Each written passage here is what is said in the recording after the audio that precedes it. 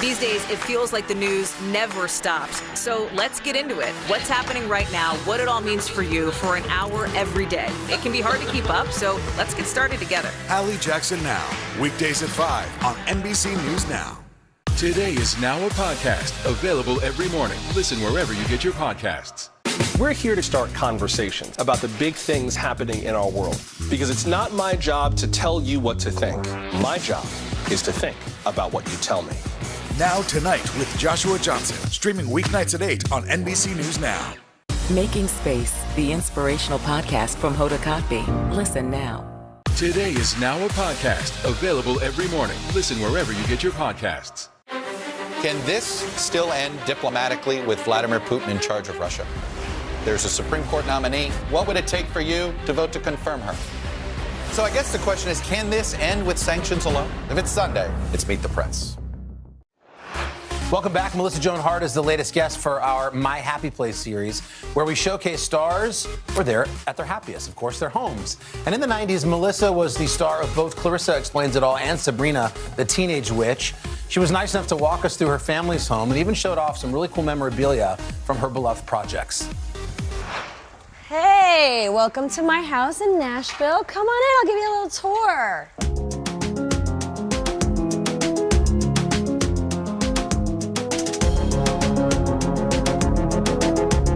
Hey, I'm Melissa Joan Hart, and we're at my home in Nashville, and this is my happy place.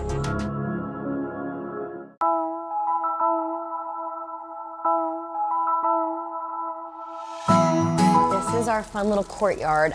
My husband is very proud of the fountain right now because it's finally not overflowing. It usually splatters out, and he's been working very hard on a rock moss combination to keep the water in, but I just love this because it's a nice, pretty, like, just the sound of it is so relaxing, and it feels like a little Italian courtyard, which is fun because we got married in Italy. We love Italy.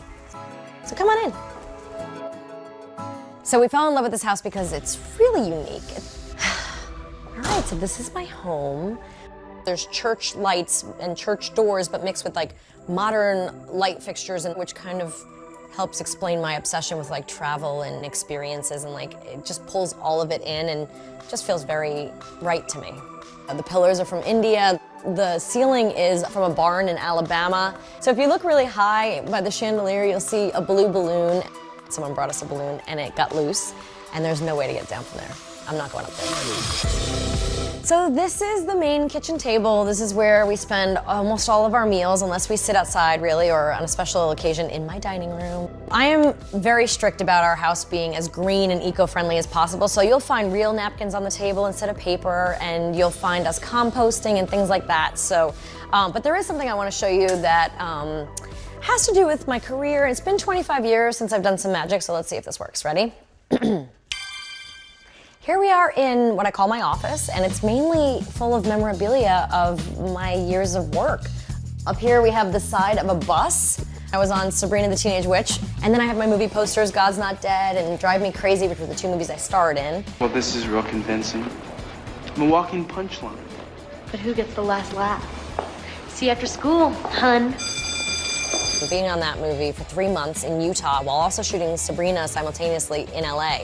I was in LA during the weekdays, I was in Utah on the weekends and through night shoots. I didn't have a day off for 42 days, and on Sundays I wouldn't sleep. So I would go 2 days without sleeping except for on an airplane for 2 hours. And so that really holds a special place in my heart, that I made it through that, worked with Adrian Grenier, like we worked really well together and had such fun, but at the same time I feel like we created something I was really proud of. And then here's a bunch of my magazine covers. 1999. These were kind of all from the same year, which is what's crazy.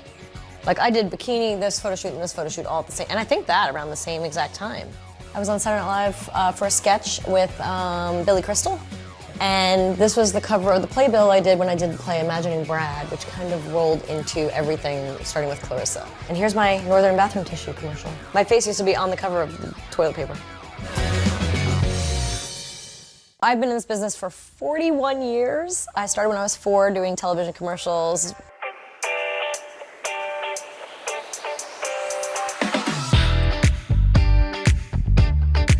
So this propeller back here was from an airplane that broke off during my very first directing. of Sabrina, so it's signed by the whole crew. They signed it for me and gave it to me.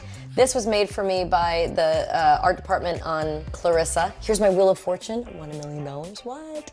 The Golden Spatula. If you ever saw my show No Good Nick on Netflix, you'll know what the Golden Spatula is about. I got the bracelets from when I did Dance with the Stars, and then here is part of my face from the Sabrina episode, the season finale. I think it was called I Fall to Pieces was the episode name. She turns into cement and then crumbles into pieces, and so I kept a piece of my face. So I think we already knew we were coming back for the next season, so we shot the scenes side by side. So when I was on Melissa and Joey, I stole this bee. It sat on the desk. This is the actual card that that Pat holds when you don't know what you got inside. This is my name tag. And it's just the card he holds when you're playing the final round, and then when he opens it up, he finds out. Bran muffins? That's it, you got it. Oh Would your charity, could they use $1 million? And I had Vanna and Pat sign it for me, so this is a special little thing. This is my newest piece in the collection, and it goes right in the middle. So when you go to a set, you sit in your chair, it usually has your name on it or the character's name. So this is my collection of chairbacks, everything from, well, this is from My Fake Fiance. My character's name was Jennifer. I think that's what that's from. Sabrina, Next to You used to be Drive Me Crazy is what that became. It was called Next to You. 9 Dead, that's from Clarissa, and then directing Watch Her in the Woods and Melissa and Joey. And we've got more with Melissa Joan Hart coming up, including a look at one very magical room. To stand on the edge of the cliff and jump takes a lot of guts. We are meeting people one after the next who have made profound changes. I think you're going to be blown away by the life lessons. Join Hoda for new episodes of her podcast, Making Space. Listen now. Sometimes the news can be difficult and overwhelming for kids to understand. Ukraine and Russia. Could you help me understand what's going on? So to help make sense of it, we've created a newscast just for them. We hope your family will watch Nightly News Kids Edition.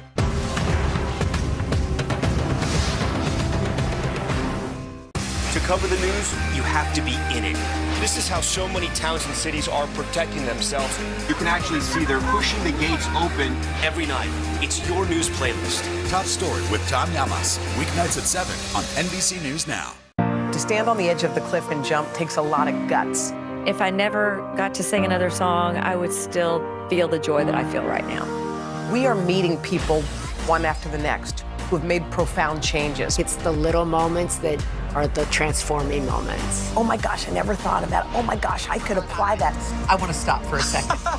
In season 2, I think you're going to be blown away by the life lessons. Join Hoda for new episodes of her podcast, Making Space. Listen now. To stand on the edge of the cliff and jump takes a lot of guts. We are meeting people one after the next who have made profound changes. I think you're going to be blown away by the life lessons. Join Hoda for new episodes of her podcast, Making Space. Listen now. To cover the news, you have to be in it. This is how so many towns and cities are protecting themselves.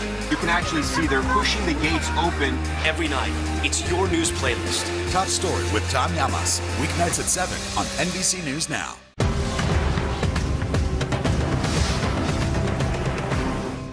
For breaking news in our changing world, download the NBC News app. And we're back here on Popstar Plus, continuing our My Happy Place visit, this time with Melissa Joan Hart.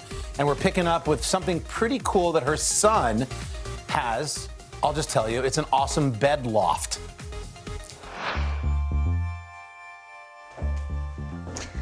All right, so this is special. This is our quarantine project. Our family made this. My husband went to Home Depot, got a lot of wood, and we painted it, and we built our son a bed loft thing. He loves Godzilla and King Kong, as you can see by the drapery behind, and this is his new little hangout. We do a lot of reading up in the bed here, and so we actually kind of hide some of the books over here, if you can see on the shelf up here, so that we can reach them through the window. So right now we're reading Shel Silverstein's Where the Sidewalk Ends, and so I can just grab it and climb in there and read to him and then put it right back on the bookshelf out here. So it's kind of nice. And it's kind of nice in there because there's LED lights and glow-in-the-dark stars. We made it pretty cush.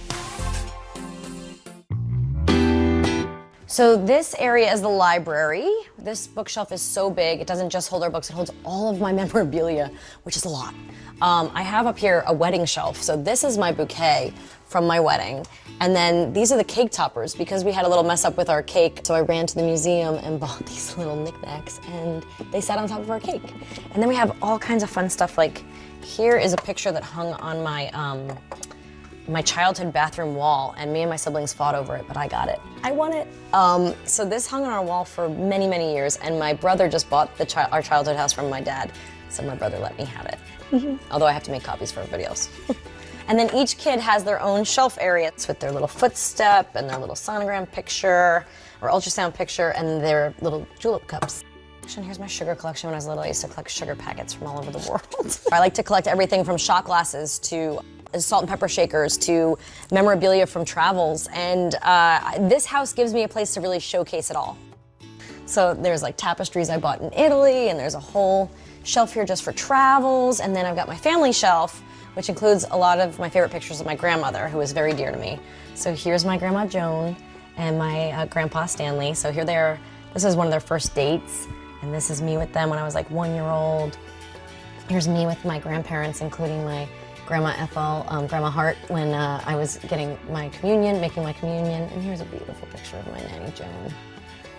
So my middle name is Joan because of my Grandma Joan, and I think that's why I just traveled, you know, I tried to hit every place from Stonehenge to that hookah came from Bahrain, and I went over there for a USO tour, and just so many memories of her traveling, and it just made me want to travel.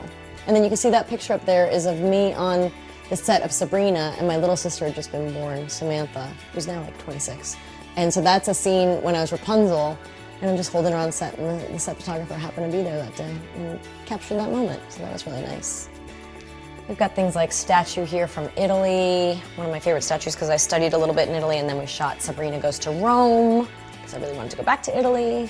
And then I got married in Italy, so I have a real fascination with Italy. And then the kids' artwork I can just display here, which is so fun. They have all their books out here if they need to find something. So this is truly a library.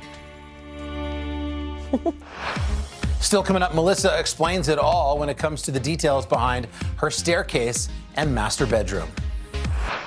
These days, it feels like the news never stops. So let's get into it. What's happening right now, what it all means for you for an hour every day. It can be hard to keep up, so let's get started together. Hallie Jackson Now, weekdays at 5 on NBC News Now.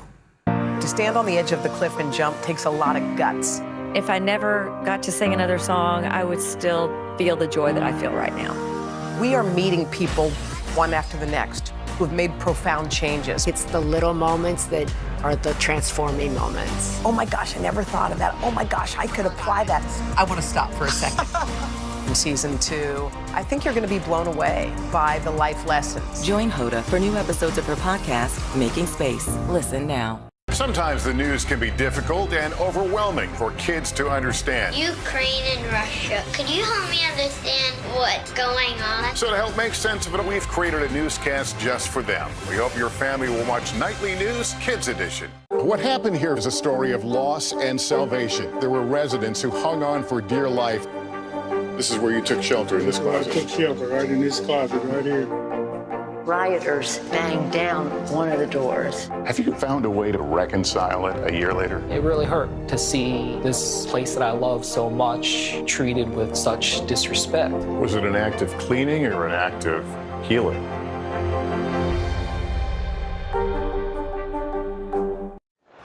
Welcome back. We're in the middle of our My Happy Place trip to Nashville and the home of actress Melissa Joan Hart. She was nice enough to let us join her and take a walk through. We're going to pick up on the tour now.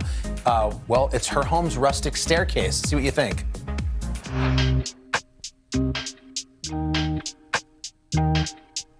This staircase I love because our designer, Brandon White, did an amazing job on this because I just love that it's like white painted wood and this gray painted wood, but then it's like this rustic natural wood and then a sanded wood and then there's carpeting and there's tile on the walls and there's beautiful light fixtures. Just kind of summarizes the whole house.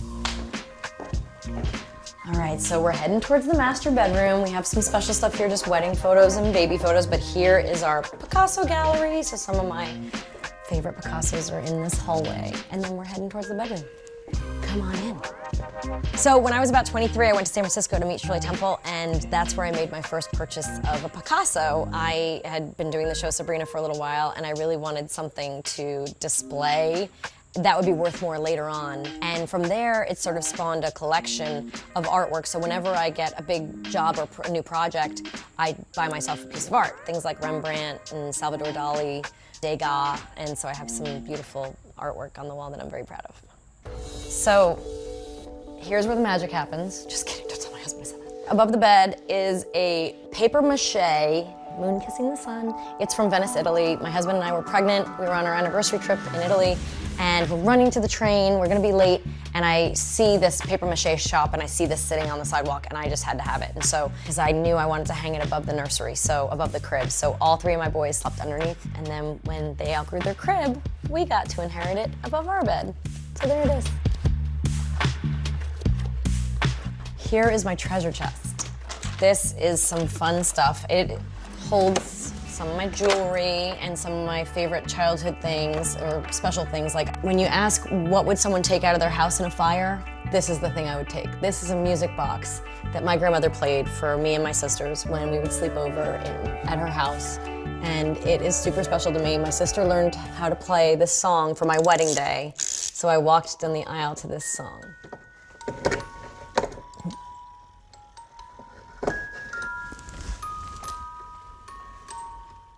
But come on, we gotta see the closet. I do keep it this neat. I'm a very big purse person, not so much a shoe girl, love my purses. So one of the problems with this closet is it doesn't have enough room for all my cowboy boots that I got on my Mistletoe in Montana movie. So I got to ride horses and I had to wear a ton of cowboy boots. I got to keep them, so if I ride again, I have nowhere to put them, so I have to make some space. But I also wanna show you some special stuff. Here are some hats from Clarissa Explains It All. My girlfriend Michelle worked on Clarissa, and as I was leaving Connecticut and moving here, she gave me these hats and said, these are from Clarissa. So I don't know if you recognize them, but here they are. And they get their own special little shelf. Funny story behind this heart necklace. My husband had sent me flowers for Valentine's Day when we weren't together, and this came on the vase, and it was kind of cheesy. And so I just kind of stuck it in a jewelry box, but my sister-in-law does the wardrobe on my movies, and she found this heart and decided to put me in it for most of the movies.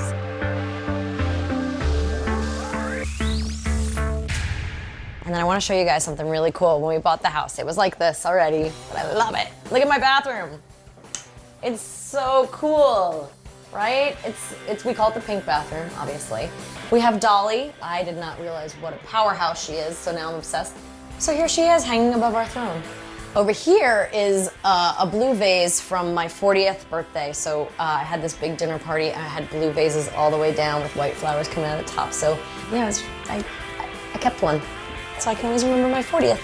And then we've got just some really cool geode sink. I love some of the sinks in this house are really special and different. And but yeah, this is a good little place to come do your business. So this is my happy place. This is my dining room, probably the most feminine room I've ever had in my life. I have 3 boys and a husband, and so it's nice to finally have a space where I can have just something a little girlier.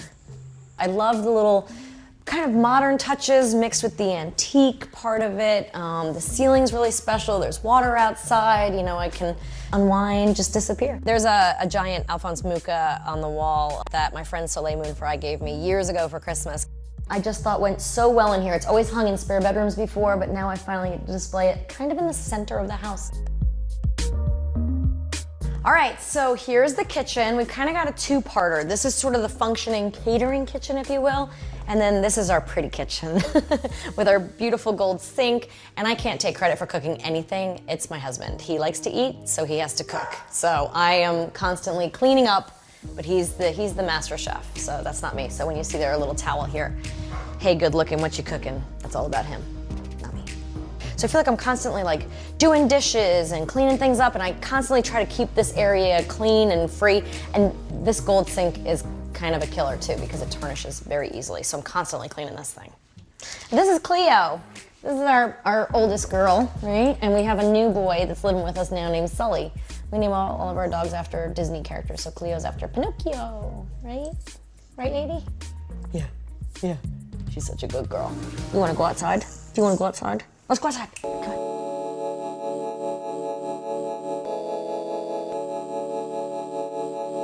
So our outdoor spot here is awesome. We spend a lot of time out here as a family. We like to eat out here. We do move around a lot. My husband and I'm from New York, but I lived in LA. He's from Alabama. We met in Kentucky. We lived in LA when we had our first 2 kids, and we moved to Connecticut. We love Lake Tahoe and the mountains and the lake. And so we tried to live there for 2 years, but it wasn't exactly right for our family. So then we were like, well, let's try Nashville. So now we're in Nashville. We've been trying to find the right place for our family for years. The pool is awesome. It's the first time my kids have ever lived in a house with a pool. And we love to just come out here and relax, and we hear the frogs and the birds and just enjoy outside so much. I think for me, a large part of sort of my continuing success is that I never wanted, you know, I didn't have these grandiose ideas of fame and riches and all that. I wanted a life. There's a lot out there that I'm still looking to do, and raise my boys. I've got a few more years with them in the house, and that's what's gonna matter at the end. Thank you guys for visiting me in my Nashville home and seeing my happy place. Say bye. Huge thanks to Melissa Joan Hart for showing us around her killer house in Nashville. By the way, Melissa's got a podcast filled with chats about everything that she finds hashtag binge-worthy, and you can find that wherever you get your podcasts. That's going to do it for another fun-filled edition of Popstar Plus. Keep on coming back. Hang out with us. We appreciate it. Same time, same place tomorrow. Have a great day.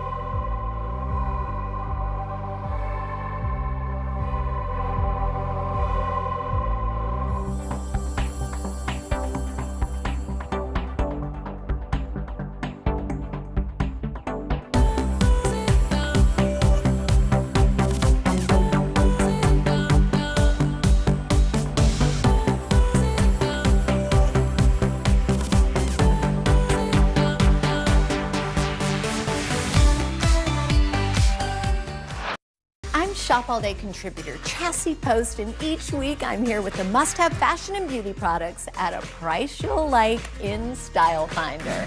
I'm Shop All Day contributor Mache, and I'm bringing you industry insiders and those in the know to share all the buzzworthy products sweeping social media and influencer trends.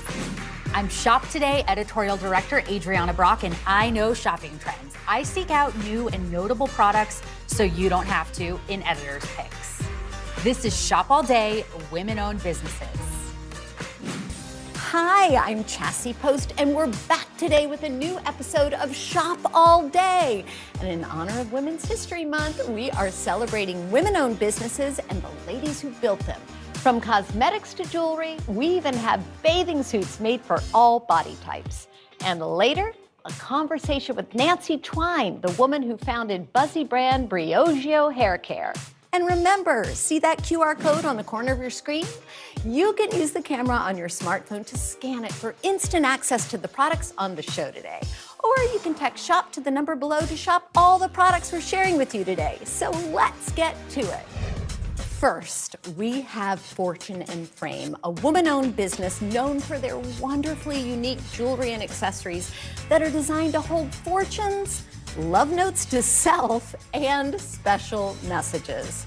So the original concept came about when designer Gretel Going got an insightful fortune from a fortune cookie and wanted to hold on to it. And she shoved it behind a refrigerator magnet and forgot about it. So when the fortune kept falling onto the kitchen floor, an idea was born. And Gretel didn't have a background in jewelry, but she took a leap and spent the next 2 years knocking on doors in Manhattan's jewelry district, hoping that someone would show her the ropes.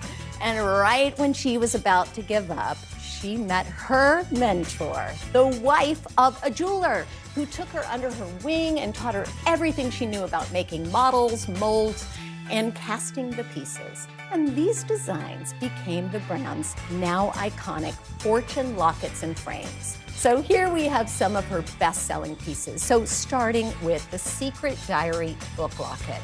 And look how beautiful these are.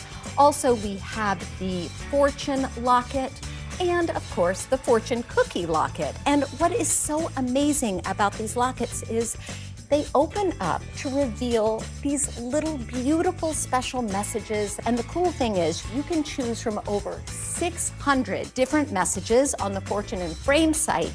Or, and I love this, you can actually personalize your own message. I also think these make really, really special gifts, and they come in these gorgeous little boxes.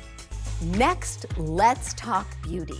Bossy Cosmetics was founded by a Boston-born and Nigeria-raised Aisha Dozier, a self-described lipstick junkie who says she never imagined starting a global beauty brand when she started her career as an investment banker over 20 years ago. After leaving her finance career, Aisha was diagnosed with severe hypertension and took a sabbatical at Stanford University. And it was there that she realized that what really brought her happiness was mentoring women. So she committed to building a business that combined her passion for beauty and mentorship. And gosh, she's done just that. Bossy Cosmetics was created as a beauty brand that cares more about how women feel than anything else, with the intention to empower women to look, feel, and do good. And it all started with lipstick. Yes, Aisha says she defines lipstick as her love language. And she also calls lipstick a superpower that boosted her confidence throughout her career in a male-dominated profession. So today we've got some of Bossy's best-selling products, starting with, you guessed it, a lipstick. So here we have the Power Woman Essentials Bullet Lipstick, and this is the #1 bestseller for them. And the brand says they're infused with watermelon seed oil, and they give a really velvety, ultra matte finish. Plus, they're also vegan and cruelty-free. Now, we also have another bestseller of theirs, the Power Woman Essentials Liquid Lipstick, and the brand says that these formulations are infused with vitamin E. And lastly, Bossy Cosmetics is not just about lipstick. Here we have one of their best-selling eyeshadow palettes, which also happens to be their first eyeshadow palette, and it has 9 gorgeous colors. Now, if you've ever been intimidated by fake lashes or always wanted to try them but have been worried that they might be too much for every day, then get ready for some good news. Jenna Lyons, the former creative director and president of J. Crew, and in my opinion, one of the most influential style arbiters of the past 2 decades, has reinvented the fake lash. Yes, Jenna is making waves once again with her launch of Love Scene, a collection of accessible fake lashes designed for women who are looking for something more natural-ish. That's her word, and I love it. Jenna saw a hole in the market for less dramatic fake lashes, and she says that she wanted to create lashes that would amplify one's own beauty and help people look like themselves, only brighter. So she teamed up with makeup artist Troy Olivier, and they went to work in true meticulous fashion. Love Scene offers 8 different styles of cruelty-free and affordable lashes in different colors, and you can also choose from different lengths and fullnesses and looks that take you from no makeup to a full bead of makeup. And the brand even says that each pair has been designed to work on every eye shape and skin tone and can be worn up to 10 times. So here we have Love Scene's starter kit. It comes with 2 sets of lashes, some of their favorite tried and true glue, and it also comes with this case, which I think is so chic. And because you can use the lashes up to 10 times, you can store them right in here. And here's an eyelash tool that they invented that helps you put on your eyelashes more easily. And lastly, meet Asutra, a women-founded and women-led company dedicated to creating products that help to promote active self-care. And I really love their motto: self-care isn't selfish. Asutra is owned by Stephanie Morimoto, who is the CEO, and Venus Williams. Yup, That Venus Williams, who is part owner and their chief brand officer. And the brand also says that they are passionate about the natural ingredients that they use in their products, like organic plants and minerals and essential oils. And they also say that their products are paraben and petroleum free. So we've got some of their most popular products here with us, starting with one of my absolute favorites that I have personally used. This is their Soak the Day Away Ultimate Relaxation Dead Sea Bath Salts. They've got a lavender and rosemary fragrance. They also have one with eucalyptus. And I've got to tell you, when you use these, you just take a scoop, you put it in the bath, and it really does feel like a spa day right at home. Next, we have another product that really put the brand on the map, and these are the natural yoga mat cleaners, and you can choose from 7 different essential oil blends, and these also smell just so fabulous. And lastly, we have 2 of their newer products. First, the Melt Body Butter. It is so luxurious, and the brand says that it has lavender and magnesium. And also, we have another new product, and this is the Lavender Body Oil, and oils are such a big trend right now. So let's go through these products one more time, and you can use the QR code to get instant access to these items. We've got the Fortune and Frame jewelry, the Bossy Cosmetics lipsticks and palette, the Love Scene false eyelashes, and the Asutra products. So that's it for Style Finder. Up next, Mako and Lovu has an inspiring conversation with the founder of Briogeo Hair Care, whose deep conditioning mask is sweeping social media. To cover the news, you have to be in it. This is how so many towns and cities are protecting themselves. You can actually see they're pushing the gates open every night. It's your news playlist. Top Story with Tom Llamas, weeknights at 7 on NBC News Now. To stand on the edge of the cliff and jump takes a lot of guts. We are meeting people one after the next who have made profound changes. I think you're going to be blown away by the life lessons. Join Hoda for new episodes of her podcast, Making Space. Listen now. We'll meet Ukrainians who are defending their country one block at a time. When you were still in Kiev, could you hear the bombing? My name is Lester. Who's this? For breaking news in our changing world, download the NBC News app. To cover the news, you have to be in it. This is how so many towns and cities are protecting themselves. You can actually see they're pushing the gates open every night. It's your news playlist. Top Story with Tom Llamas, weeknights at 7 on NBC News Now. Today is now a podcast, available every morning. Listen wherever you get your podcasts.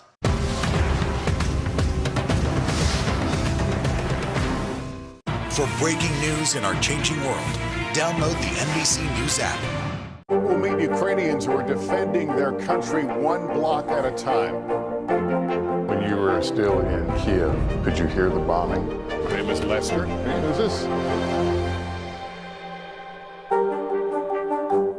These days, it feels like the news never stops. So let's get into it. What's happening right now, what it all means for you for an hour every day. It can be hard to keep up, so let's get started together. Hallie Jackson Now, weekdays at 5 on NBC News Now.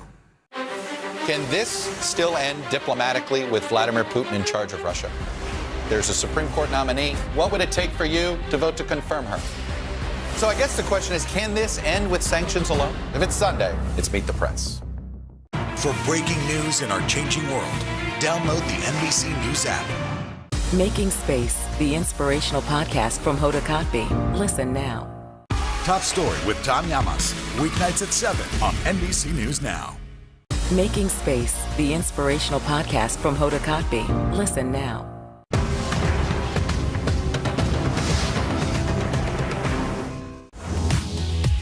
Hi there, welcome back. I'm Mache, and this is Influencer Trends, where I'll be talking to industry insiders and they'll share their favorite products and must-have items to shop for right now. And don't forget that QR code on the corner of your screen. Use the camera on your smartphone and scan it to shop these products. Or you can text SHOP to the number below to shop all the products we're sharing with you today. Nancy Twine traded in her Wall Street career and created Briogeo hair care using her mother's beauty recipes. I love that. Hi, Nancy. So glad that you are here. How are you? I'm doing great. I'm actually in Utah right now for a ski weekend. Oh, nice. You have this amazing hair care brand called Briogeo. What inspired you to start it? Yeah, it's so funny. People ask me that because I'm not a hairstylist and I'm not a chemist. And actually the inspiration comes from my mom, who was a physician and a chemist. And growing up, my mom used to make so many of our beauty and personal care products from scratch in the kitchen of our home. And I was essentially her sous chef. So at a very young age, I learned about the possibilities of taking clean, natural ingredients and transforming them into highly effective beauty products. Oh, that's beautiful. How do you see your mom's influence from that time in the kitchen sort of transfer to the products, or is there any influence right now? There's so much influence. So the formulas that we create at Briogeo are a lot more complex. They're utilizing a lot more just advanced natural chemistry and ingredients that just weren't accessible to me and my mom when we were doing this back in the day. But so many of the ingredients that have inspired the formulas are the same ingredients that we use at home in our formulas. So there's definitely a lot of inspiration from those childhood memories. Oh, I love that. I know mom has got to be so proud. I'm looking at your hair and it's so beautiful. So the person who uses Briogeo, what is their hair story? So one of the things that makes Briogeo so unique is that our hair care products are for all different hair textures and types. And one of the things that I really sought out to do when creating Briogeo was to really unite people through one hair care brand. And also, instead of using harsh chemicals or additives, we use clean, naturally powered ingredients that really bring out the healthiness and the shine and the beauty in your hair naturally. I love that all hair textures can use this product, and it's all about the luster and the shine. I have to tell you, the name of the product line is so interesting to me. What was the inspiration behind Briogeo? Yes, so Briogeo is a unique word to our brand. It's not used anywhere else in the world, to my knowledge. And the word Briogeo is broken up into two different parts. So the word brio is actually an Italian word that means vibrant, colorful, full of life. And that really represents the passion and the essence of our brand that we really hope to inspire in every person. It's really all about celebrating what makes you unique. And the word geo is a Latin word that means of earth or of nature, and that speaks to our clean ingredient methodology. So Briogeo really encompasses who we are from the inside out. Oh, that's beautiful. I love that explanation. You know what else I love? Following the brand on social media. They have a cult following. What's the number one product that you get the most feedback on? What do you think people love the most? So the number one product is this product here. I have it with me. It's the Don't Despair Repair Deep Conditioning Mask. This is a holy grail. Like I said, I'm out here in Utah. It's really cold, and oftentimes the winter months can bring about a lot of dryness to the hair. And dryness is one of the biggest culprits to damage. And so this product is clinically proven to reduce breakage. It brings back the natural shine, luster of your hair. And not only does it help to repair breakage, it also helps to prevent future damage. And it's a really, really fantastic product. And I see you opening it up right now. And I'm so glad that you did, because it has this incredible texture that almost looks like pudding. It's kind of like this pudding treatment for your hair. It has really concentrated natural oils, vitamins, and antioxidants that really restore the vitality of the hair. And this is our number one best-selling product. And it has been since we launched the brand back in 2013. I can see why. It feels so creamy. It feels like it's going to nourish my hair.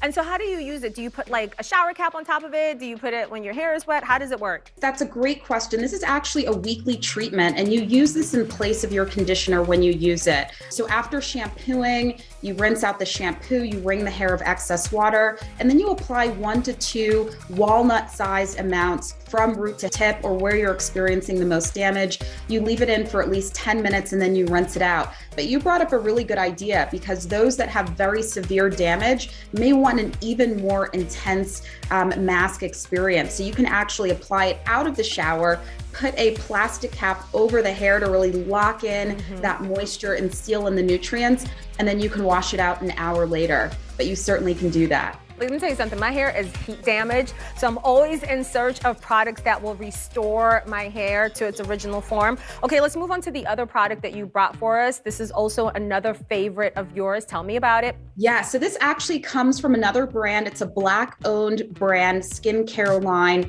at Sephora. It's called Shani Darden. I had the pleasure of meeting Shani Darden. She's an esthetician and has been creating incredible products. And this here is the Retinol Reform Cream. And I've got to tell you, I've used retinols before and they tend to dry out my skin. What's so unique about this product is that it's so hydrating. So you get the benefits of retinol, which is really great for fine lines, wrinkles, any sort of blemishes over time. It really helps to fade them, but it also locks in the moisture. So I don't wake up the next morning with dry, flaky skin. My skin is actually hydrated. And this is like one of the only formulas of retinol that I found like this. Oh my gosh.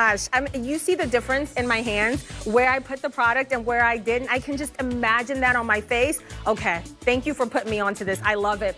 Okay, so let's talk a little bit more about your journey. I'm so intrigued by it because you started in finance and then you transitioned to being sort of your own boss. What was that transition like for you? Yeah, you know, it was a bit daunting, especially because I didn't have a start in beauty. I had never even worked in marketing. So, you know, so much of what I had to learn just came from my experience as a beauty consumer and trying to figure out what would I want. You know, if I was the Briogeo client, how would I want to be marketed to? You know, obviously there's such a diverse spectrum of hair textures out there. And as I mentioned before, Briogeo is for everyone. It's not just for me. It really is for everyone. So one of the things that I had to do very early on was to create a very diverse focus group to test the products to make sure that all hair textures and types really got great results with the formulas. But there was certainly a lot of trial and error during the early years. And as I've expanded the business, I've brought on employees and a really top-notch management team that does have that industry experience to help me to continue to scale and grow the company. You can't just do it alone, right? It's good to have a team of people that can help you sort of pursue that dream. And one of the things that you're really passionate about is giving advice to entrepreneurs. You tell them to keep pushing through. How do you do that in your business journey? Yeah, it's such a great question. And so much of my ability to be able to do that has really just been focused on my own personal wellness practice, being able to make calm decisions, not out of haste, being able to kind of step back and process things. And then also realize that when you get bumped up against challenges, it doesn't mean that you should stop. It means that you just have to find a new way of doing things. So to me, my wellness practices of meditation and yoga have allowed me to kind of create a mindset that really has been able to fuel so much of my entrepreneurial journey. Balance is everything, Nancy, right? Sort of having those tools to help you be equipped with dealing with the challenges. Speaking of the challenges, what's the biggest no that you've received in your career and how did you bounce back from that? I remember early on, there was a big retail chain that I was exploring. And I remember I didn't get the opportunity to retail because they felt like I didn't have enough brand awareness at the time. And I'm actually so glad that opportunity didn't work out for us because in retrospect, I realized that they actually weren't the right fit for the brand in terms of what they would really be able to bring to the table to support us. So in that moment, when I got that no from the retailer, it felt like doomsday. But I kept pressing on and looking back, it was actually a bit of a blessing in disguise. Oh, you know, when you get that no, when you're on the other side of it, you can understand why it needed to happen that way. But when you get that initial no, it is so crushing. So let's go back to being with your mom. What would you tell that little girl? I think that, you know, being open-minded about your career, but also leading with passion. Passion allows you to unlock so many opportunities and gifts and strengths within you that perhaps you didn't know even existed. So whether you go down the entrepreneurial journey or maybe you're working for a company, both are great opportunities, but just try to find something that you can root yourself in passion, because that's where you're going to find the most happiness and the most success. That's really good advice. I love your passion. Thank you for sharing it with us. Nancy, it was a pleasure chatting with you today. Enjoy your time in Utah, okay? Thank you so much. You too. Take care. All right, now let's run through the products one more time. The Briogeo Deep Conditioning Mask and the Shani Darden Retinol Reform. Up next, Adriana Brock continues celebrating Women's History Month with her editor's picks. She has more on the inspiring women who founded bathing suits and undergarments for all body types. Don't go away. These days, it feels like the news never stops. So let's get into it. What's happening right now, what it all means for you for an hour every day. It can be hard to keep up, so let's get started together. Hallie Jackson Now, weekdays at 5 on NBC News Now. To stand on the edge of the cliff and jump takes a lot of guts. We are meeting people one after the next who have made profound changes. I think you're going to be blown away by the life lessons. Join Hoda for new episodes of her podcast, Making Space. Listen now. To cover the news, you have to be in it. This is how so many towns and cities are protecting themselves. You can actually see they're pushing the gates open every night. It's your news playlist. Top Story with Tom Llamas, weeknights at 7 on NBC News Now. These days, it feels like the news never stops. So let's get into it. What's happening right now, what it all means for you for an hour every day. It can be hard to keep up, so let's get started together. Hallie Jackson Now, weekdays at 5 on NBC News Now. Sometimes the news can be difficult and overwhelming for kids to understand. Ukraine and Russia. Could you help me understand what's going on? So to help make sense of it, we've created a newscast just for them. We hope your family will watch Nightly News Kids Edition.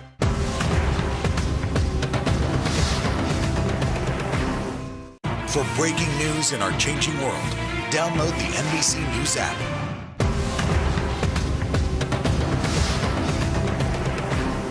Sometimes the news can be difficult and overwhelming for kids to understand. Ukraine and Russia. Could you help me understand what's going on? So to help make sense of it, we've created a newscast just for them. We hope your family will watch Nightly News Kids Edition. To stand on the edge of the cliff and jump takes a lot of guts. If I never got to sing another song, I would still feel the joy that I feel right now. We are meeting people one after the next who have made profound changes. It's the little moments that are the transforming moments. Oh my gosh, I never thought of that. Oh my gosh, I could apply that. I want to stop for a second. In season 2, I think you're going to be blown away by the life lessons. Join Hoda for new episodes of her podcast, Making Space. Listen now. Making Space, the inspirational podcast from Hoda Kotb. Listen now.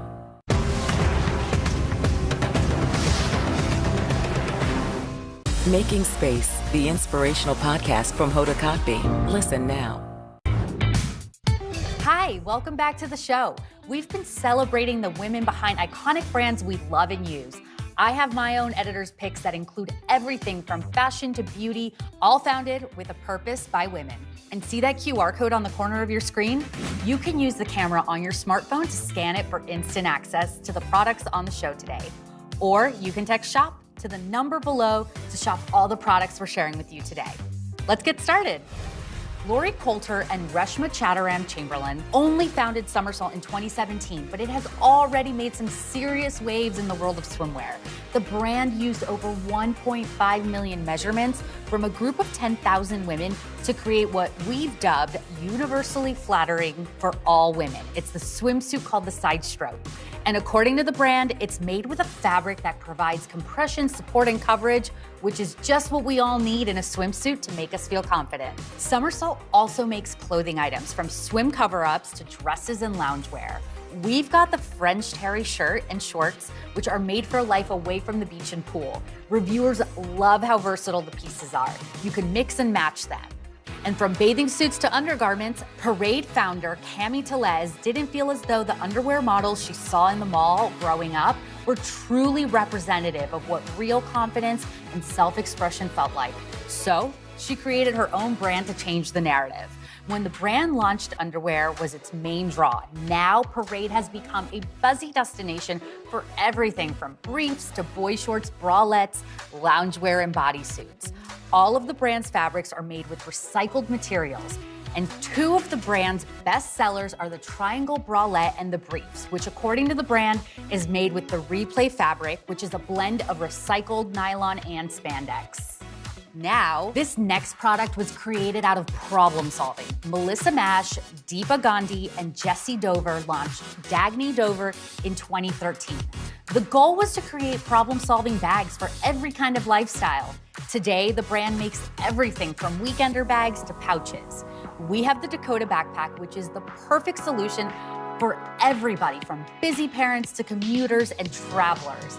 It is the perfect size to fit all of the essentials that you need, and it's made with a stretchable neoprene fabric, so you can really pack it full. Most of Dagny Dover's bags are water resistant according to the brand, and they're designed to stand up to whatever the day brings, with features like a laptop sleeve and a shoe bag. And in the beauty department, we talked to Nancy Twine of Briogeo earlier. The brand makes award-winning products that are free from sulfates, silicones, parabens, and other harmful chemicals that can damage hair and are made with naturally derived ingredients according to the brand. The deep conditioning mask is made with hair-loving ingredients like rosehip oil and algae extract to repair damage and deliver on shine. And another one that our editors love from this brand is this Scalp Revival Drops. It is a treatment made to target dandruff, and it's formulated with tea tree oil and biotin. After one use, 91% of users in a study felt that their scalp was less itchy, according to the brand. Next up, Coco Kind founder Priscilla Tsai couldn't find any products that helped treat her hormonal acne, so she created her own. She quit her job in Wall Street to launch Coco Kind in 2015. The brand launched with just 5 products hitting the shelves of Whole Foods, but the My Matcha stick came later on, and it has become one of the favorites. Our editors on the team love this little stick. It can be used to treat dry skin anywhere on your body, including under your eyes, on your hands, on your lips. It is made with just 3 ingredients, which is also really great: coconut oil, beeswax, and organic matcha tea. And it smells so good. And lastly, this Brazilian beauty blogger Camila Coelho started her career by uploading makeup tutorials to YouTube in 2010. Today, she has her own fashion line, beauty line, and over 1 million YouTube subscribers. Ella Luz is her beauty line, officially launched in August of 2020, and has become a favorite of beauty lovers everywhere.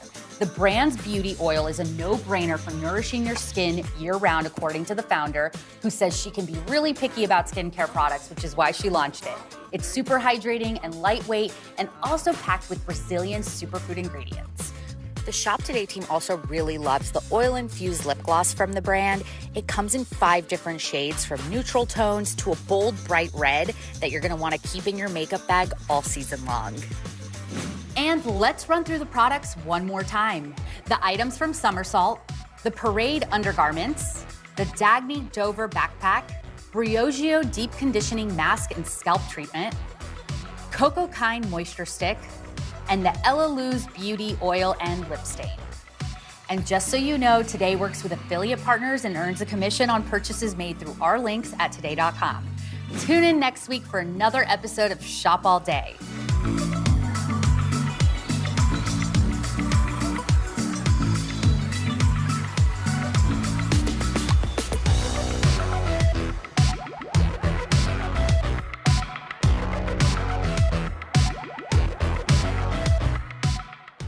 Over the years, I've been lucky enough to step into the Today Show kitchen and watch the best chefs from around the world teach us some incredible recipes. And then we had made that pesto, which was, oh, exactly. I almost got out of this one clean. Turn it down. Oh my gosh, I had one job. None of which I've mastered because, well, I actually don't know the first thing about how to cook. But I'm putting those days behind me for good. Today, Executive Chef Ayesha Nurjaya is here to help me test my culinary prowess and step it up a notch. We're going to make a Mediterranean-inspired mezze feast, including my favorite chicken shawarma with a tangy white sauce and homemade hummus, plus a few special favorites from her show-stopping restaurants, Shuka and Shuket. I'm a little nervous, a little intimidated, but mostly just so excited to try. So let's get started.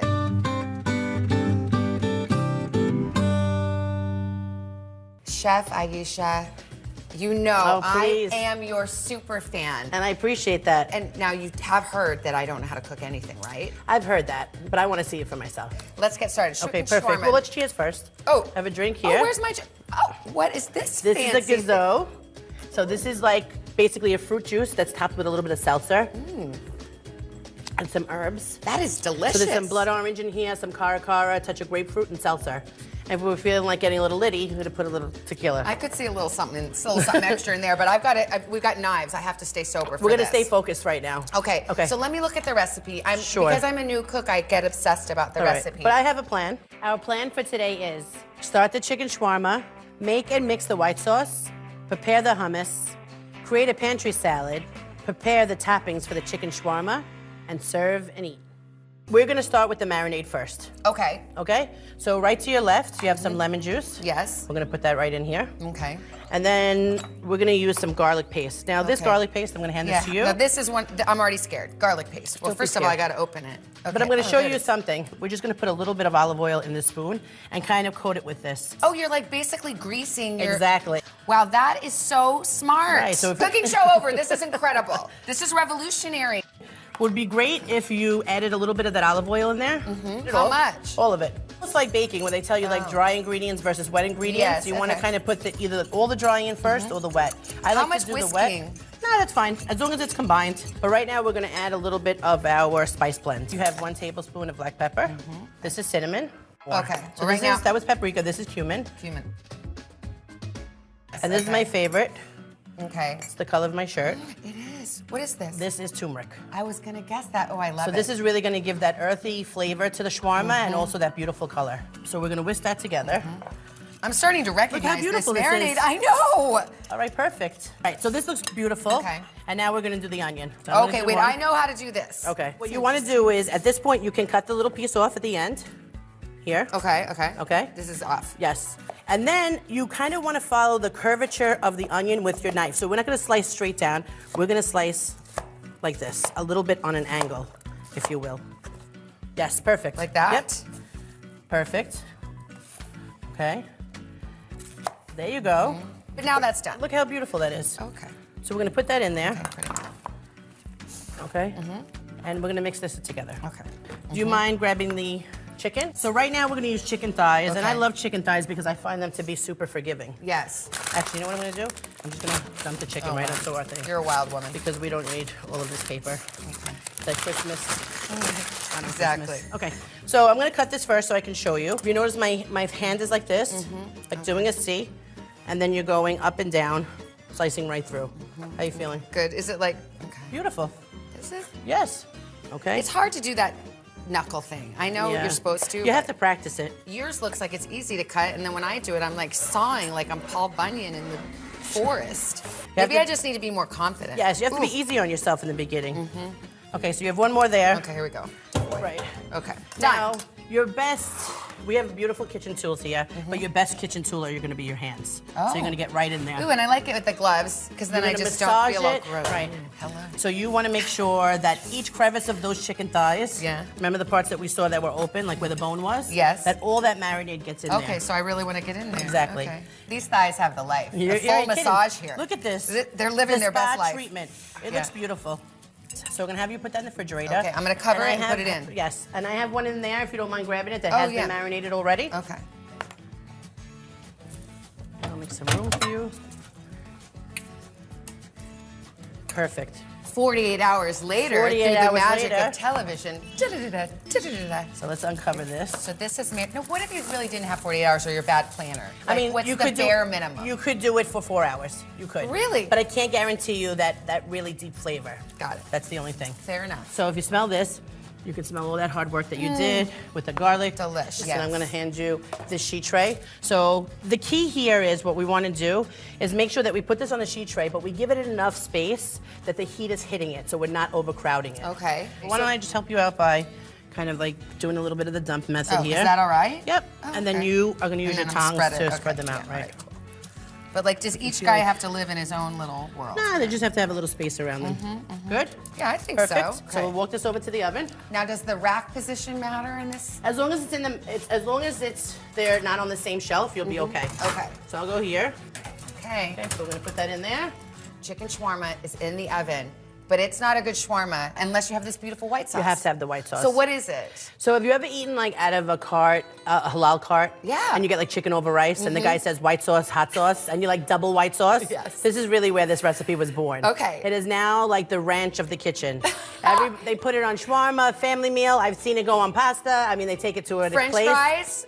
I mean, that's the best. Yes. That's the best application if you ask me. Okay. So we're gonna take some of the technique that we learned in the first about the wet and the dry. Yes. And we're gonna start this. So stealing to your your whisk. left, Okay. you have some creme fraiche. This is mayo. I recognize Okay, that. we have anywhere. mayo. Cup of mayonnaise. nice. And then in your next container, we're gonna have the yogurt. I like to use Greek yogurt because I like the thickness of it, and it gives the sauce like a nice body. Okay. So you have lemon juice there. Yeah.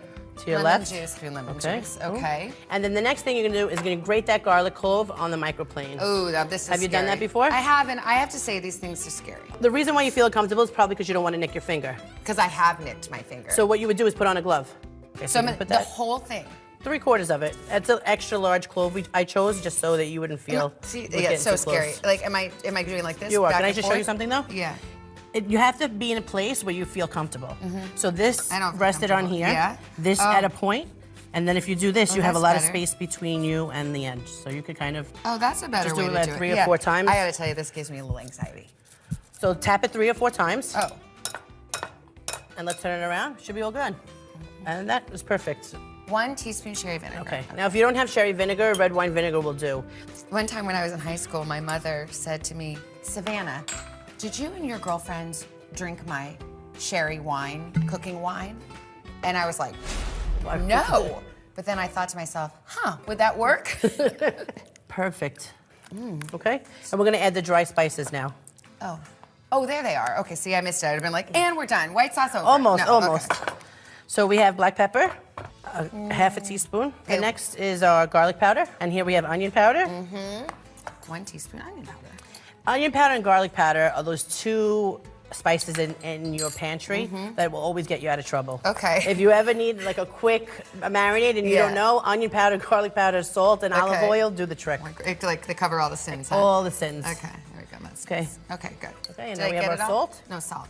How much salt? One- half teaspoon. teaspoon salt. Okay. How would you tell if this is good or not? I learned something. And what was You it? must taste it. And here, I present you with your magic tasting spoon box. I just love this. May I? Yes, ma'am. Okay. And I'm going Let's to taste it taste it. too. And what we're tasting for is that all of these key players are in harmony together. I mean, sprinkle my ashes with this. It You is did a great so job. good. Do you think Now it's you good? can- it's delicious. I think it's perfect. And now you can understand why my kitchen uses it on everything. I wouldn't change one thing. So let's put this in the bowl that we're going to serve it in because Oh, it's one okay. less step that we have to do later. Oh, smart. Okay. Maybe I'll get you another spoon, or you got it? I'll do it like this. Okay. And the key when you do it like this is just keep pouring it right in the middle. Oh, okay. It'll make a little beautiful mound. Is that good? Yes, it's perfect. It looks delicious. I get obsessive about Clean Plate Club here. Okay. Okay. So we're going to put this in the refrigerator. Has anyone ever licked the bowl? Absolutely. I mean, this is also good with crudité. Oh. So if I was cooking, Yes. I would leave this dirty bowl right here. Yeah. It's not chicken. We're okay. Yes. We'll have a little snack. So let's get this in the We're refrigerator. gonna cover and refrigerate. Perfect. Aisha, ask and you As, shall receive. as promised, we have a little bit of celery sticks Okay, here. let's just try and it this, out. we're just gonna have a little snack. I mean, we deserve it after all this Oh cooking. my gosh, we do. Can I double dip on my side? Yeah, of course. I mean, it's so good. Have I mentioned how good it is? Top Story with Tom Llamas. Weeknights at 7 on NBC News Now. Can this still end diplomatically with Vladimir Putin in charge of Russia? There's a Supreme Court nominee. What would it take for you to vote to confirm her? So I guess the question is, can this end with sanctions alone? If it's Sunday, it's Meet the Press. These days, the news never stops. The morning's headlines change by afternoon, and by the end of the day, it's all totally different. So let's get into it. What's happening right now, what it all means for you for an hour every day. I get it. I know that it can be hard to keep up. So let's get started together and go from there. Hey, I'm Hallie Jackson, and we have a ton going on tonight. Here's the deal. Hallie Jackson Now. Weekdays at 5 on NBC News Now. These days, it feels like the news never stops. So let's get into it. What's happening right now, what it all means for you for an hour every day. It can be hard to keep up, so let's get started together. Hallie Jackson Now. Weekdays at 5 on NBC News Now. We'll meet Ukrainians who are defending their country one block at a time. When you were still in Kiev, could you hear the bombing? Her name is Lester. And who's this? Making Space, the inspirational podcast from Hoda Kotb. Listen now.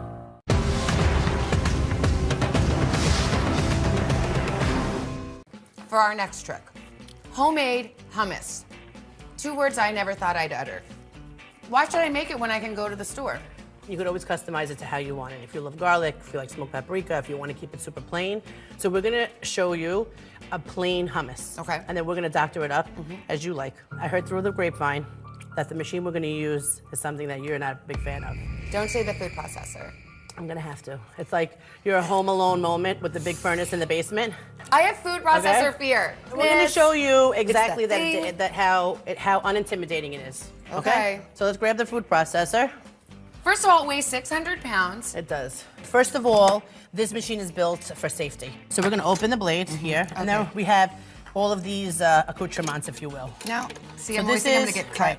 You always wanna kind of assertively take it out and hold it by its edges, because this is very, very sharp. Yeah. This is the grater. This is what you would want to do if you were trying to make coleslaw. And this is the blade. So this slices things in discs.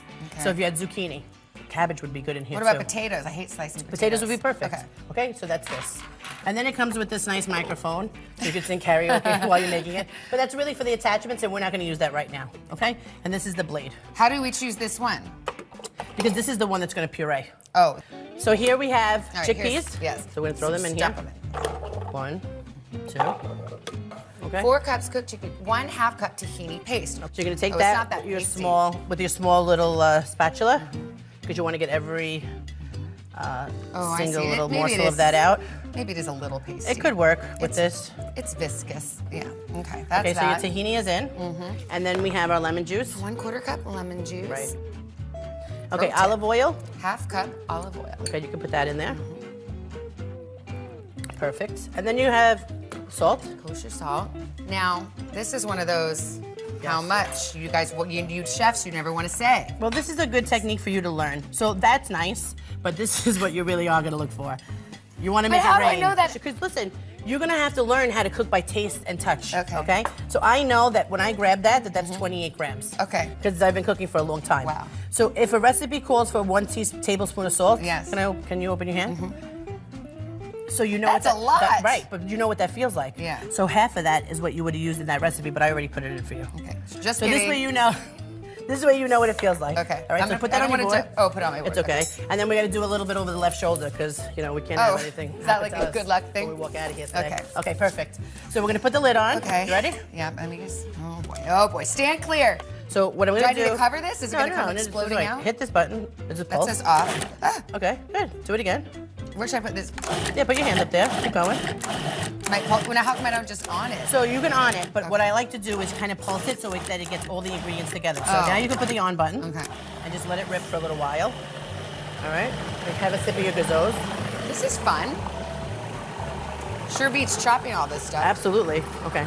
And we're gonna stop this. And this is really quintessential when you're using this machine because the blade is on the bottom, right? And it's only going in one direction. What we like to do when we use this is take the top off, and we like to go around, which I'm gonna do this time, and you'll do the next, and take what's the ingredients that are on the bottom and kind of flip them on their top.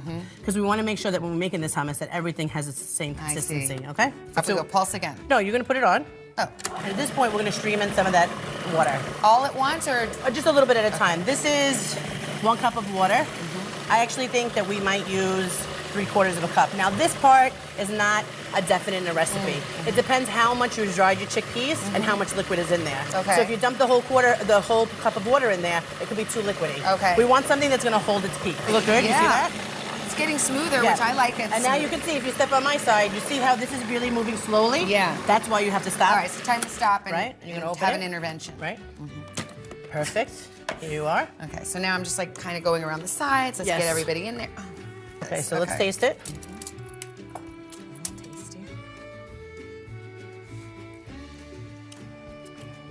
That's on point. Honey, that is delicious Okay, hummus. perfect. So we're gonna unclick it, lift that up. Now, how long can I keep this in my refrigerator? 3 to 4 days. Okay. Okay. And now And the I'm just same gonna thing, you're gonna spoon it directly in the middle. I mean, this looks delish. And at Shuka and Shukette, we do the swoosh, and in the swoosh, we usually fill it with lots of nice things. So I do the spice first? Yep, let's do the all spice over first. Or just in my little... Whatever you like. Well, I think it looks kind of fancy when it's like... Is that good or is Yeah, that it's too beautiful. heavy? Too No, heavy-handed? keep going. Okay. And you're gonna fill that pool and all the little divots here. Oh, I love it. This looks like professional. I mean, you're killing it. Come on. I'm coming over when you're making this. Seriously. How beautiful oh my gosh, is that? That is gorge. All right. So we have some pita chips here. We could have had some crudité. I mean, listen, This is another one of those things. Why don't you take your little celery stick? Oh, yeah. You do a little dip. Exactly. And we'll make you like the little chef tasting. Oh, yes. Do Oh, that? I love that. And then we'll put that a little much, bit. huh? Oh, my Yeah, gosh. Yeah, why not? Look at this. If we're going to do it. I mean, come to Go mama. ahead. Okay, oh, there we go. What do you think? I mean, it's so good. Awesome. So good. All right. Oh, my gosh. Can this still end diplomatically with Vladimir Putin in charge of Russia? There's a Supreme Court nominee. What would it take for you to vote to confirm her? So I guess the question is, can this end with sanctions alone? If it's Sunday, it's Meet the Press. Today is now a podcast available every morning. Listen wherever you get your podcasts. We'll meet Ukrainians who are defending their country one block at a time. When you were still in Kiev, could you hear the bombing? My name is Lester. Who's this?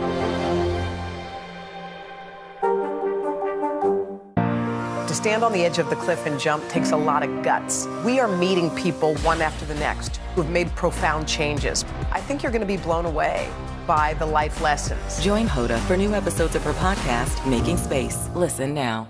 For breaking news in our changing world, download the NBC News app.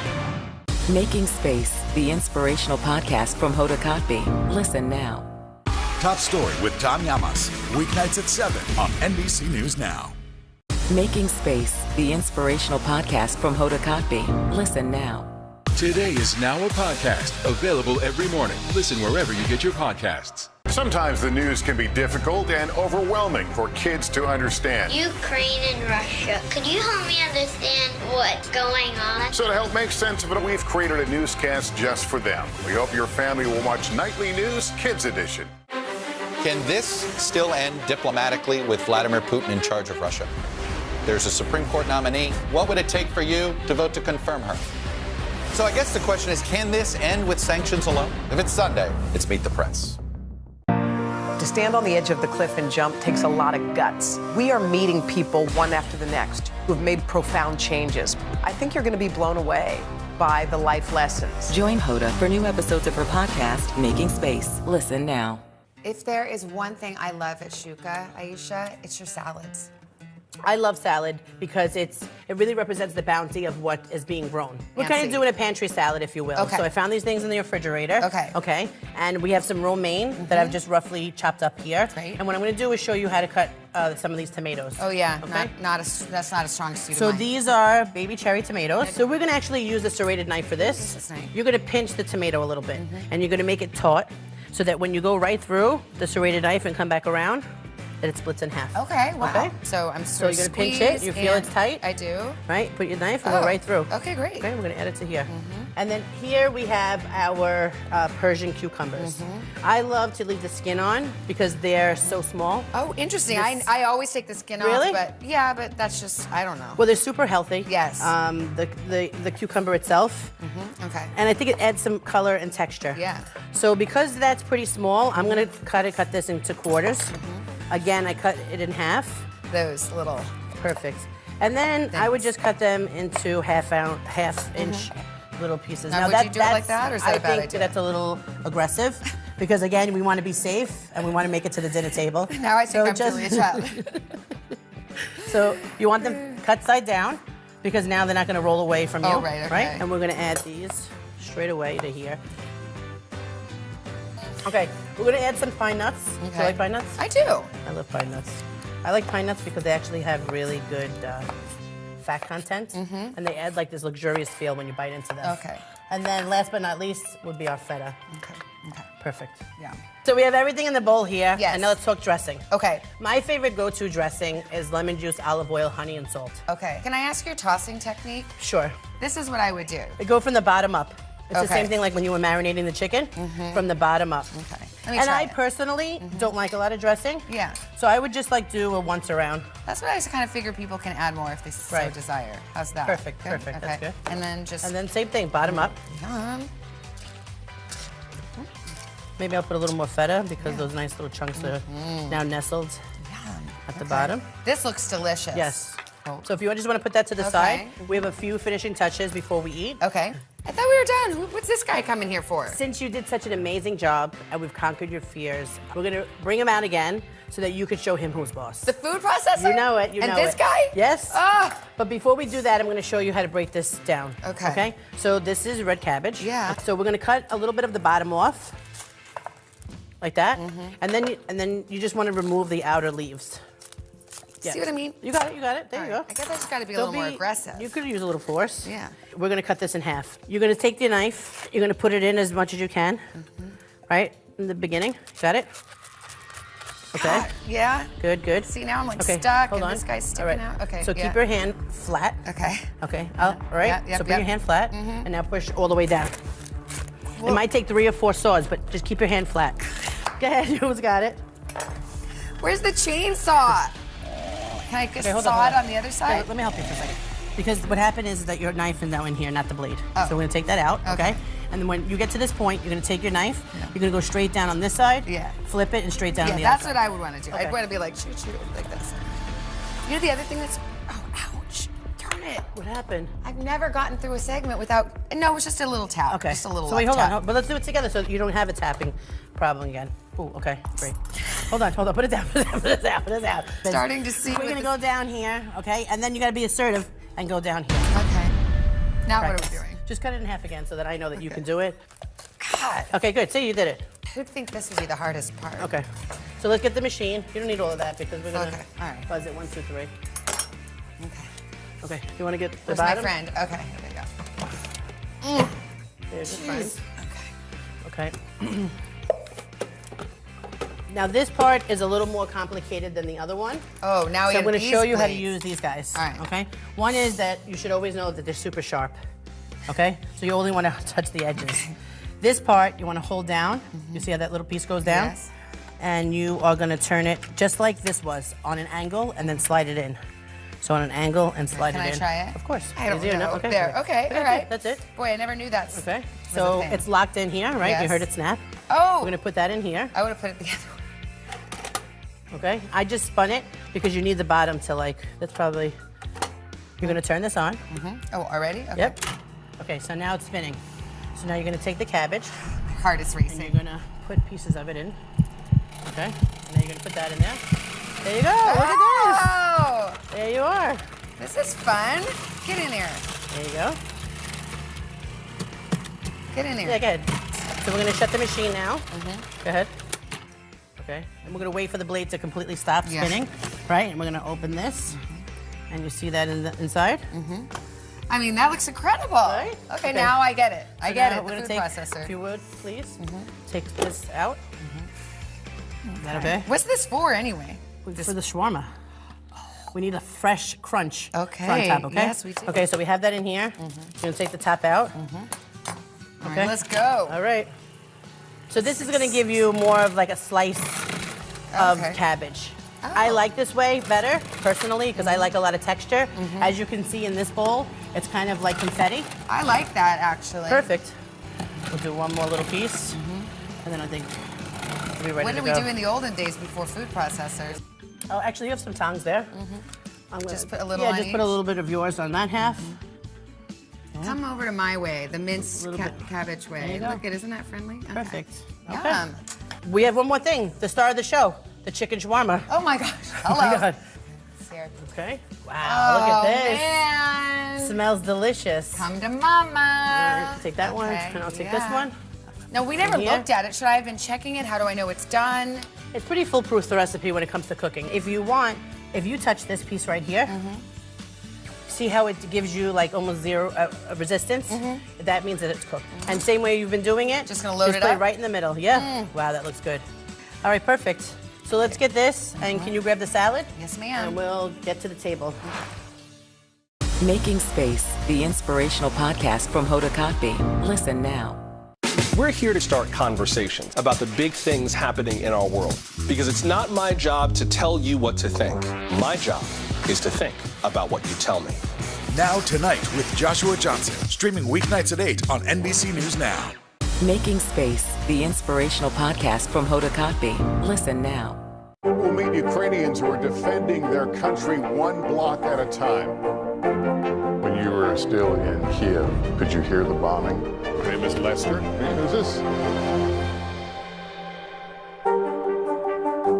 Today is now a podcast available every morning. Listen wherever you get your podcasts. Sometimes the news can be difficult and overwhelming for kids to understand. Ukraine and Russia. Could you help me understand what's going on? So to help make sense of it, we've created a newscast just for them. We hope your family will watch Nightly News Kids Edition. These days, the news never stops. The morning's headlines change by afternoon, and by the end of the day, it's all totally different. So let's get into it. What's happening right now, what it all means for you for an hour every day. I get it. I know that it can be hard to keep up. So let's get started together and go from there. Hey, I'm Hallie Jackson, and we have a ton going on tonight. Here's the deal. Hallie Jackson Now. Weekdays at 5 on NBC News Now. I can't believe we did this. I mean, I can believe you did this. I You can't know, believe I did you this. nailed it. You have to stop telling people that you know how to cook. Look at this spread. How do you eat your chicken shawarma? How do you Okay, prepare it? perfect. Okay, I'm going to show you. I want to see. So I can't help but make a sandwich because how could I not? So I'm going to give you my half, yes. okay? And then what I like to do is kind of mix some of these condiments. So here we have harissa and zug, and here's the white sauce we made. So of course we have to put some white sauce on here. Come to me for those of white sauce. Okay, I'm just gonna spread it out. What's there. zug? I didn't know what that That is, here you go. And then you wanna spread some of that in there. This is it's cilantro, serrano chilies, and cardamom. I want to get some of these onions and that. stuff in there, right? Yum. And then I love to eat with fresh herbs. I'm gonna give you some. Are you okay with mint and cilantro? Do I just shove it in Just there? shove it in there. Okay. And then, of course, we have to bring over our cabbage. Let me turn this around so you could have your Do my- half. I'll just do my- And I'll have mine, yeah. We'll just kind of sprinkle It's it the in rip there. and dip, you know? I mean, it's beautiful. You know how to do that. And then I'm gonna take this. Do you like spice? Yeah. Okay. So we're gonna do a little baby drizzle. How about that? There. Yum. And then we'll have to do just a little on I your was first gonna bite. ask, You know what so I mean? thank you. Yes, I want a little more. Okay. Perfect. Okay. Should we cheers? Cheers. Thank you To an so amazing much. job. Thank Yes, you. I love it. All right. Let's Let's go. see. It's so good. It's so good. So good. Delicious. I'm going in for more. You ever put hummus in it? Of course. And that's the beauty of the sandwich. Like as you're eating, you kind of just like put a little bit more of something else on top. I know. Don't mind me if I just lick my fingers here. It's supposed to be messy. Dragon swirl. I love it. For me, this is kind of fancy and fun food, but this is a classic family meal. Absolutely. The reason why I love like the Middle Eastern Mediterranean style of eating is because it's all of these little small plates. And you could really rip and dip and match. And no two flavors on this table don't go well together. There's something for everyone. Absolutely. Even my kids. Even the kids. Delicious. Thank you so much. Mom said don't talk with your mouth full. But sometimes you can't help it. I truly am. Thank you for showing me this. My pleasure. It was an honor to be cooking with you, and I'll do it anytime. You mastered all of the food processor, your knife skills. I think you're gonna nail it. Well, cheers. Cheers. Thank you. Thank you.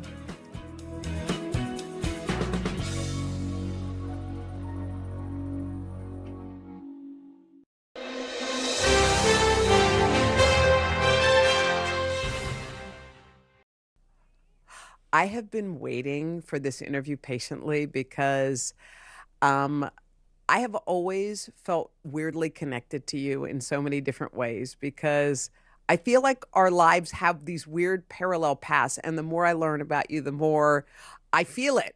And I just want to say I've missed you for a long time. I'm just happy to sit with you. But how are you? You're in Nashville. What's happening? Okay, I'm good. I'm in Nashville. We are doing a little bit of touring, mostly on the weekends. Boys are 11 and 14. No, they're not. I am No, they're not. seriously not a cool mom anymore. I'm like, you just don't know, Mom. You don't know, Mom. You don't get it. You don't get it. Can I remind you of something? You were here at the Today Show, downstairs in the dressing room with your boys when they were little. And I Yeah. went down there and I remembered thinking, watching you with your kids, I want something like that one day. Yes. And I'm telling you, I have more friends. I'm just like, you can do this. babies are coming in and you don't get the wrong kids. It just doesn't happen that way. And my kids so clearly not only picked me, but picked each other. And man, what a cool honor. You know, I tell my kids all the time, I am so honored to be your mom. You know, I mean, I even told my 14-year-old that last night because he hugged my parents as they were leaving. Just involuntarily. My dad's 89 and my mom's 84. And I said, after they left, I said, I love you so much, but I just want to tell you what a cool person you are. Because not everybody just wants to volunteer a hug. You know, whether it's your grandparents, you know, an elderly, you're a teenager. He just got up and hugged him, and I was just like, man, you're an awesome boy with a giant heart. And he's like, I know, Mom. I know, Mom. Wasn't it your Like, mom, I know. Cheryl, at the beginning? Because, I mean, I remembered thinking, like, I never spoke out loud the fact that I wanted children because I thought I had missed my window. So I thought, I hate to say something out loud that I know can't happen. So I didn't speak it. And one day I was walking with a girlfriend down a street, and she said, well, me and you, we didn't want to have kids, you know, so it worked out great. And I said, well, I actually did. And I just thought I missed it. And I just remember saying it out loud and how weird that was to speak it and then to say it again. And it kind of like made it real. Sometimes I feel like even if you whisper your secret into the mirror, the bathroom mirror, at least it gives it breath and life. Did you always want kids? Did you talk about it when you were younger? Did you always think about it? I just never didn't think I would have kids, you know, and I think I was thinking of it in the context of family. It wasn't like I saw myself being pregnant. I couldn't wait to experience having a baby inside of me. It wasn't so much that. It was much more about the wonder of getting to raise a person, you know, and I mean, obviously, as you know, Hoda, I was 45 when I adopted my first one. I was 48 when I adopted my second one. I had the gift of getting a lot of things out of my system before I had my kids or before I got my kids.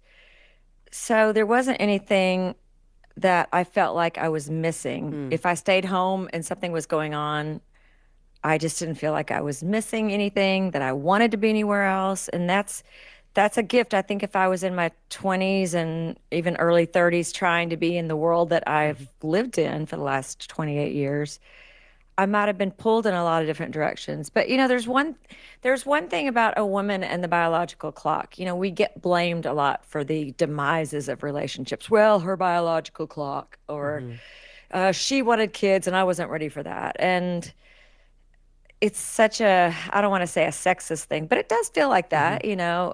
And I remember my last relationship crumbling largely because that is what I wanted. I didn't want to be somebody's girlfriend and raise their kids. I didn't want to be a stepmom and not be made a wife and a mom. You know, it's sort of like being in a relationship with someone, but being also the babysitter, but not getting to be the real parent.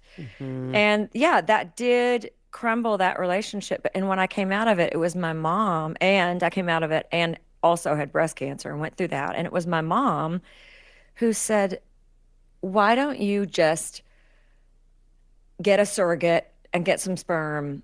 And I mean, this is like Bernice Crow from tiny town in Missouri. My head is like exploding. Like, what did she just say? Like, just have my own babies? What? But it was that. It was her saying, look, you know what? If you adopt, you have a family around you who will stand at the altar with you at baptism and say, we are his community or her community. And that's what they did. And that's kind of what gave me the life raft, to not limit myself to that. Oh, you got to be married. You got to be stable. Then you have kids. My story didn't lay out like that, but the story I was telling myself limited what I thought I could have until somebody stepped in and said, wait a minute, your story doesn't have to look like your mom and dad's story. You know, it doesn't have to look like the conventional family that you had. Families look like all different things. Making Space, the inspirational podcast from Hoda Kotb. Listen now. These days, it feels like the news never stops. So let's get into it. What's happening right now, what it all means for you for an hour every day. It can be hard to keep up, so let's get started together. Hallie Jackson Now, weekdays at 5 on NBC News Now.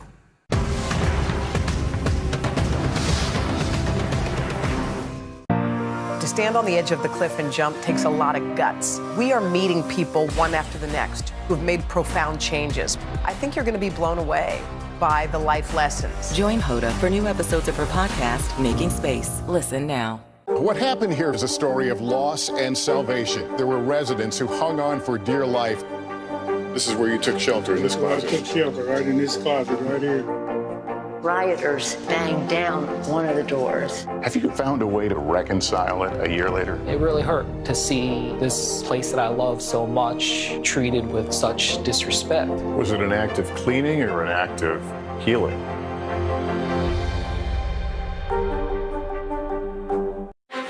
Can this still end diplomatically with Vladimir Putin in charge of Russia? There's a Supreme Court nominee. What would it take for you to vote to confirm her? So I guess the question is, can this end with sanctions alone? If it's Sunday, it's Meet the Press. For breaking news in our changing world, download the NBC News app. You know what's interesting? You said something in the middle of that story that struck me too, because I was diagnosed with breast cancer at the same time my relationship was falling apart. And what was weird about that moment, when you just mentioned it, I had this weird feeling. But what I remember about it was kind of strange because I felt like I had two pains going on at the same time and I couldn't go down the rabbit hole on one. Like I was so angry at him and then I had to go in for my test and they were like, you need a mastectomy. And then I was so mad at the doctors and why me? And I ate apples and ran in Central Park and what are you talking about? I was so mad. And then I was thinking about, but what about, and him, but it was almost like, and I kind of liken it to like having two kids and one kid's coloring on the wall and the other kid's spilling flour all over the floor. And you can't, like you only have so much attention. So you can't get super mad at that kid because you got this kid over here. So you're weirdly, your grief is kind of lessened. And I wondered in a weird way if that, I've often wondered, did that help me in some strange way? I couldn't get so depressed on one thing because I had two things to worry about. Yes. Well, I mean, not to analyze my last relationship, and it was a public relationship. There were a lot of facets to it, but it was a relationship that that I seemed to keep going back to. And I think when I got diagnosed with breast cancer, that was like, oh, wait a minute. I think we have to really look at this, and you have to put yourself first. And once I got that message, I really had to sit down and learn how to hold an emotion. I remember my friend who I used to say was kind of psychic, but he said, no, everybody's intuitive. It's just whether you really want to know the truth. He had said to me, he's like, emotions are the gateway to awakening. And I'd not really understood that until I had to go through a real grieving process. I had to not do that thing that we get so good at, which is, just don't think about it. Just stay busy. Just make yourself busy. Don't dwell in it. And that is the antithesis of what we need to do for healing.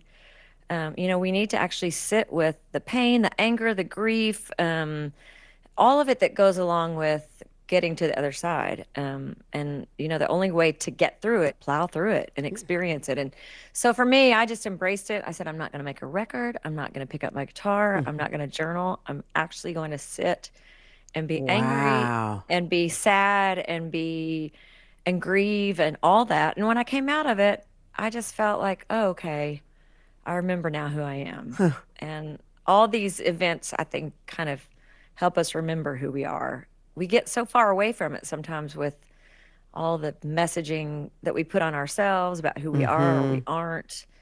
And it was a serious cleanup.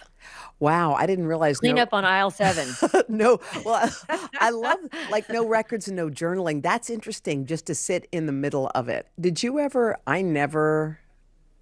And this is probably not healthy. This is me. I never really had a follow-up conversation after it was over. That was the end, and that's how I played it. Well, I mean, I think in some situations, man, I'll tell you what, I am blessed to have a wise mom, but she said, no matter what you think you're going to get from that conversation, you're never going to get what you think. And I mean, that's part of, I guess, the end of a relationship. There's not generally closure unless you both are, I mean, that if you communicated that way, you might not have split. But in my relationship, I was not ever going to get the kind of answer I thought I was going to Yeah, get. that's interesting. I don't know if you're like this, Hoda, but I have measured myself for almost my whole life by my productivity, and that's what gave me self-worth, and not just the quantity, but the quality. You know, it couldn't be 10 songs. It had to be 10 great songs, and they couldn't be 10 top 200 songs. They had to be 10 top 10 songs. You know, it's like it's exhausting. At a certain point, it's exhausting, and you wind up never feeling fulfilled. So, you know, sometimes in order to fill yourself, you have to like sit with it. Sit with it. Wow. Yeah, because I know it's like when you put a song out, they're like, well, when's the next one? You put an album out. When's the next one? You write a book. When's the next one? You're like, oh my God, how about this one? How about if we sit with this one for 1 second? Can we just look at this baby right here? Look at this cute chubby baby. Oh. We're here to start conversations about the big things happening in our world, because it's not my job to tell you what to think. My job is to think about what you tell me. Now Tonight with Joshua Johnson, streaming weeknights at 8 on NBC News Now. To stand on the edge of the cliff and jump takes a lot of guts. We are meeting people one after the next who have made profound changes. I think you're going to be blown away by the life lessons. Join Hoda for new episodes of her podcast, Making Space. Listen now. To cover the news, you have to be in it. This is how so many towns and cities are protecting themselves. You can actually see they're pushing the gates open every night. It's your news playlist. Top Story with Tom Llamas, weeknights at 7 on NBC News Now. These days, the news never stops. The morning's headlines change by afternoon, and by the end of the day, it's all totally different. So let's get into it. What's happening right now, what it all means for you for an hour every day. I get it. I know that it can be hard to keep up. So let's get started together and go from there. Hey, I'm Hallie Jackson, and we have a ton going on tonight. Here's the deal. Hallie Jackson Now, weekdays at 5 on NBC News Now. Top Story with Tom Llamas, weeknights at 7 on NBC News Now. We'll meet Ukrainians who are defending their country one block at a time. When you were still in Kiev, could you hear the bombing? My name is Lester. And who's this?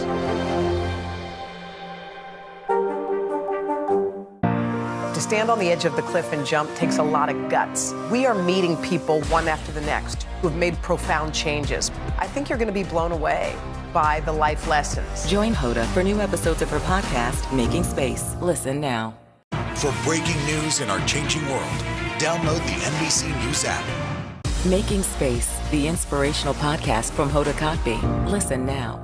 I was just thinking back to the infancy of your career, and I know that people look at you and think, you know, they see you, first of all, I watched you, I think, at Radio City. That was one of my final concerts before the world shut down, and I loved every second of it. But I was just thinking about, people probably think, well, somehow it was easy for her. But I loved knowing that, and I think it was 1986, you were pounding the pavement, and they were like, no, darling, no, not you. Nothing, doors were opening, and you were talented. So what was happening there?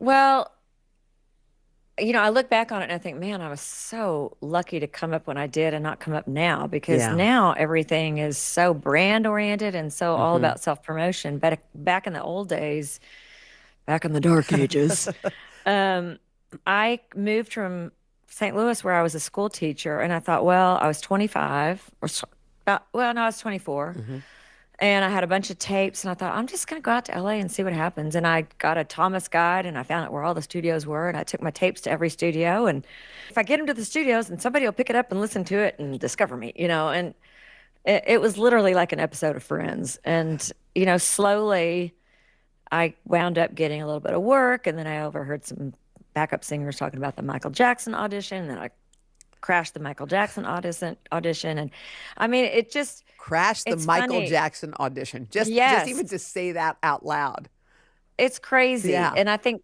part of what was in my favor was my naivete. I mean, I just didn't ever think, I just thought, well, what's the worst thing that can happen? Sorry, you can't come in. You weren't recommended. Well, it's hard to explain. But all I would say is that what seemed like an overnight success, my first album didn't even come out until I was almost 30. Oh, really? So, yes. And 30, by all intents and purposes, in the rock and roll world, I mean, I'm old enough to be, at 30, probably Olivia Rodrigo's mom, right?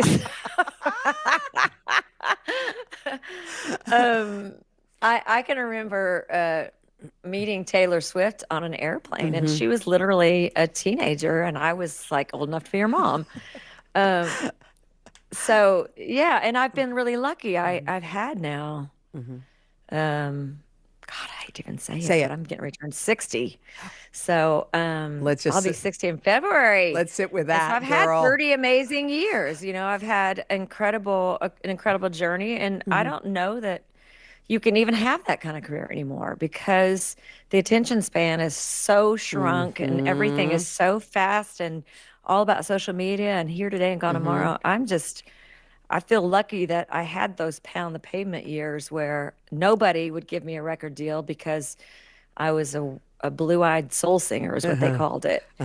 Back in the day when Madonna, I mean, it was all about Madonna and Paula Abdul, and people were like, we don't know what to do with you. Yeah. Who are you? So wait, you said the word 60. How did that feel coming off your tongue? How do you sit with 60? How does that feel? You know those little bumps you get on the side of your tongue that are like a little canker sore or whatever? That's what it feels like.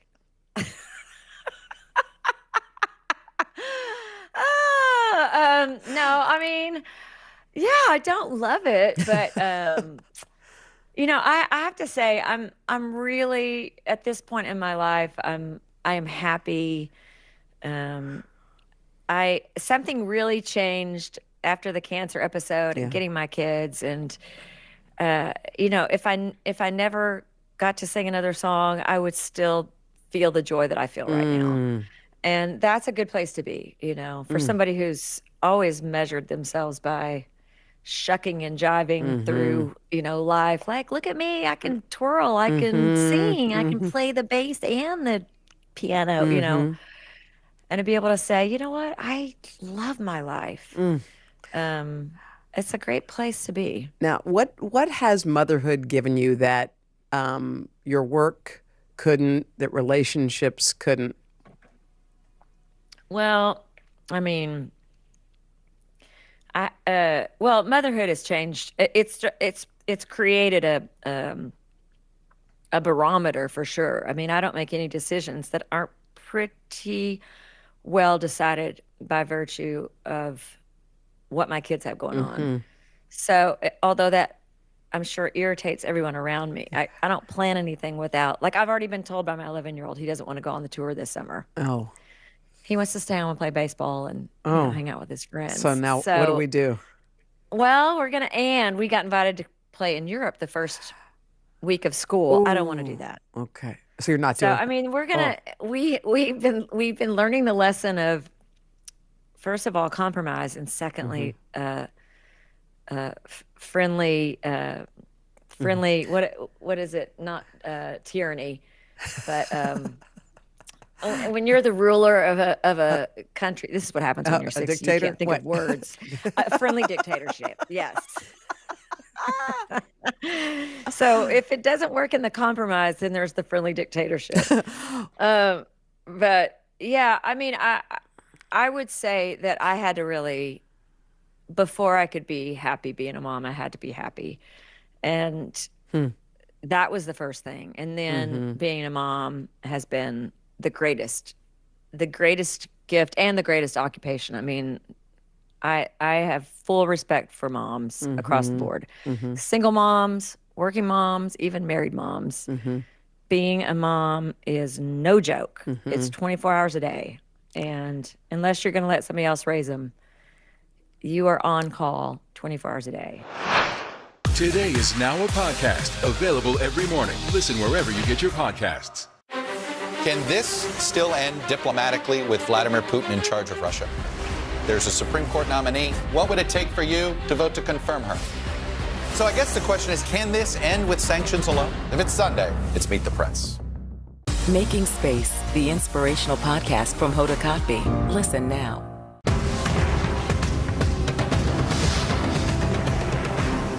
We'll meet Ukrainians who are defending their country one block at a time.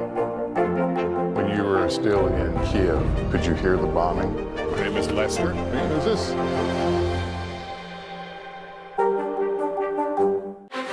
Can this still end diplomatically with Vladimir Putin in charge of Russia? There's a Supreme Court nominee. What would it take for you to vote to confirm her? So I guess the question is, can this end with sanctions alone? If it's Sunday, it's Meet the Press. Top Story with Tom Llamas. Weeknights at 7 on NBC News Now. Can this still end diplomatically with Vladimir Putin in charge of Russia? There's a Supreme Court nominee. What would it take for you to vote to confirm her? So I guess the question is, can this end with sanctions alone? If it's Sunday, it's Meet the Press.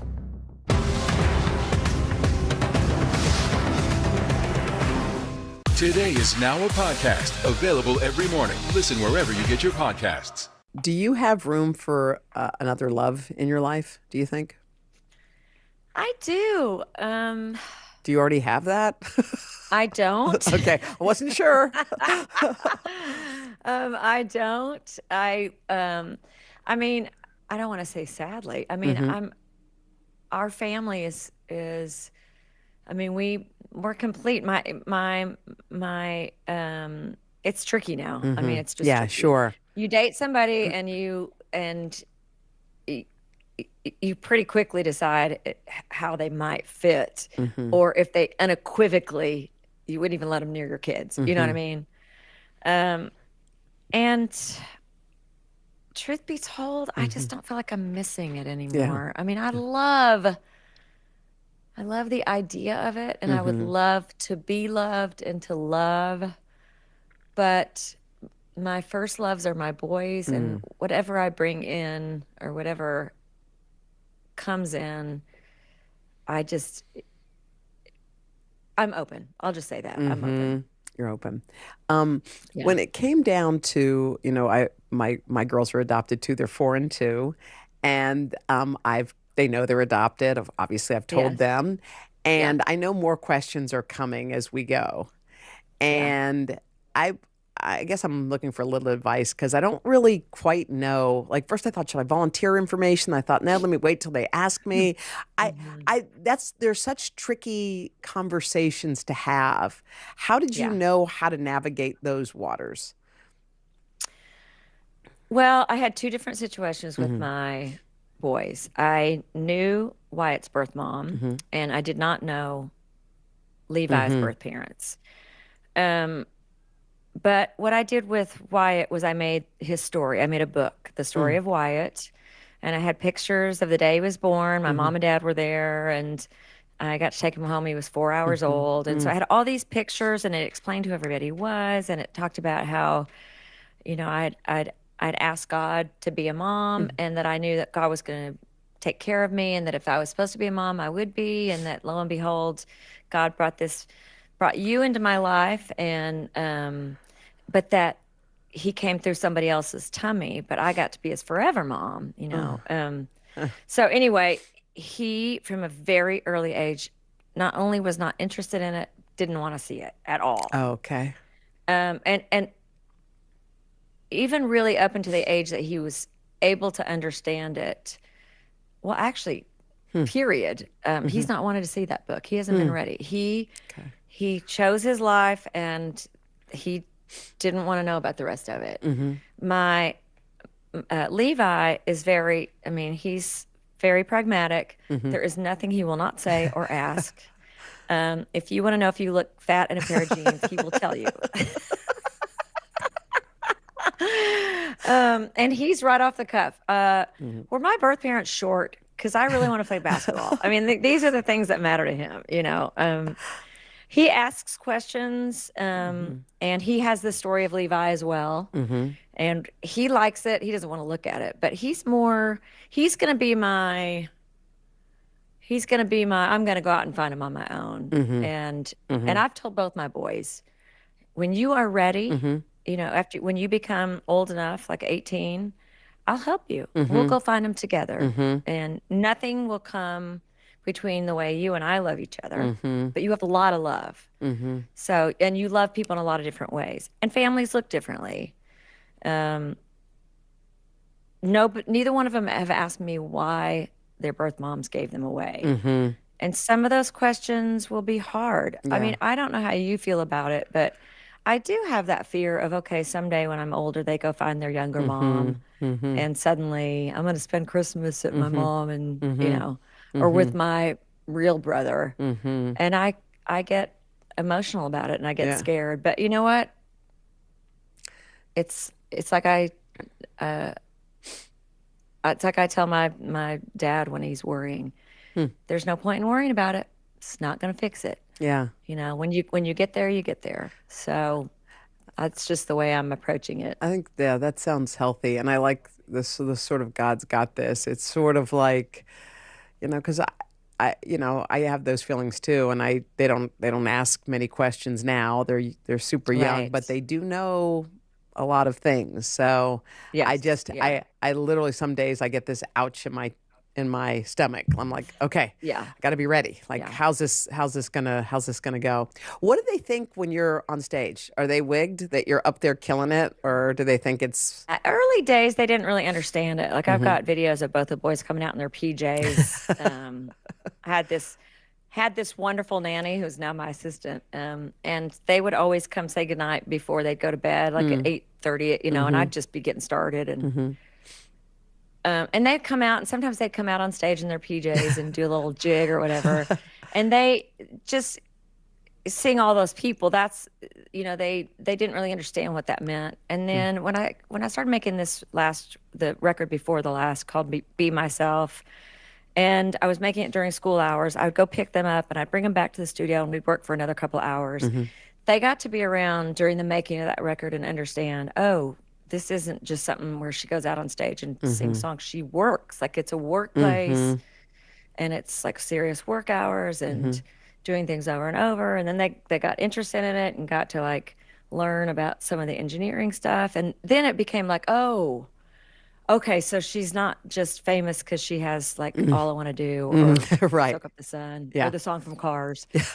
And that made a difference. But, now that they're older, they'll come to the side of the stage and wave and then they'll go back and want to get on their iPads. And I'm just like, no. No. Oh my. No.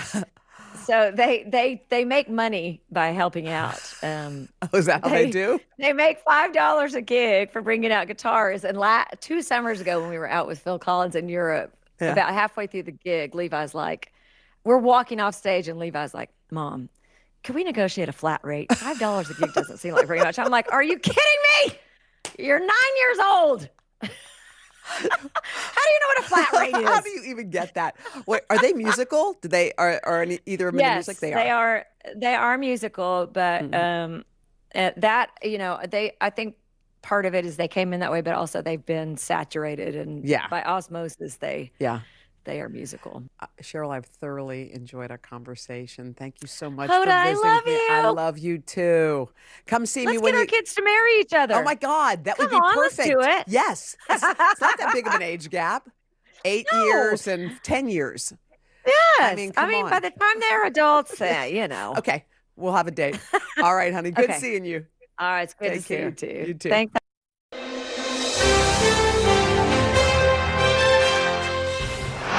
Andy, good to see you, my friend. Hey, Willie. You are the #1 brand ambassador for this show, Sunday Today. Well, because I love my mug. You've got the I mug. almost brought it because we are close to my house and I walked over and I was going to bring it. It's in the dishwasher.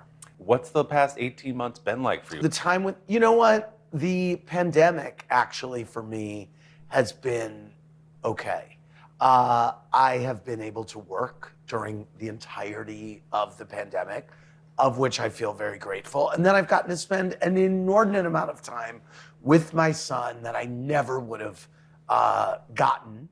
And that's been, frankly, incredible, especially as a single parent, to be able to really, I try to spend as much time, obviously, as possible with him, but I feel an extra weight on me as a single parent to really let him see that I'm around. As long as I've known you, you've talked publicly and privately about wanting to be a dad sometime down the road. Yep. And now you are. Yeah. How has the reality been compared to those expectations you It's had? actually been an easy ride so far. I mean, it's been, you know what?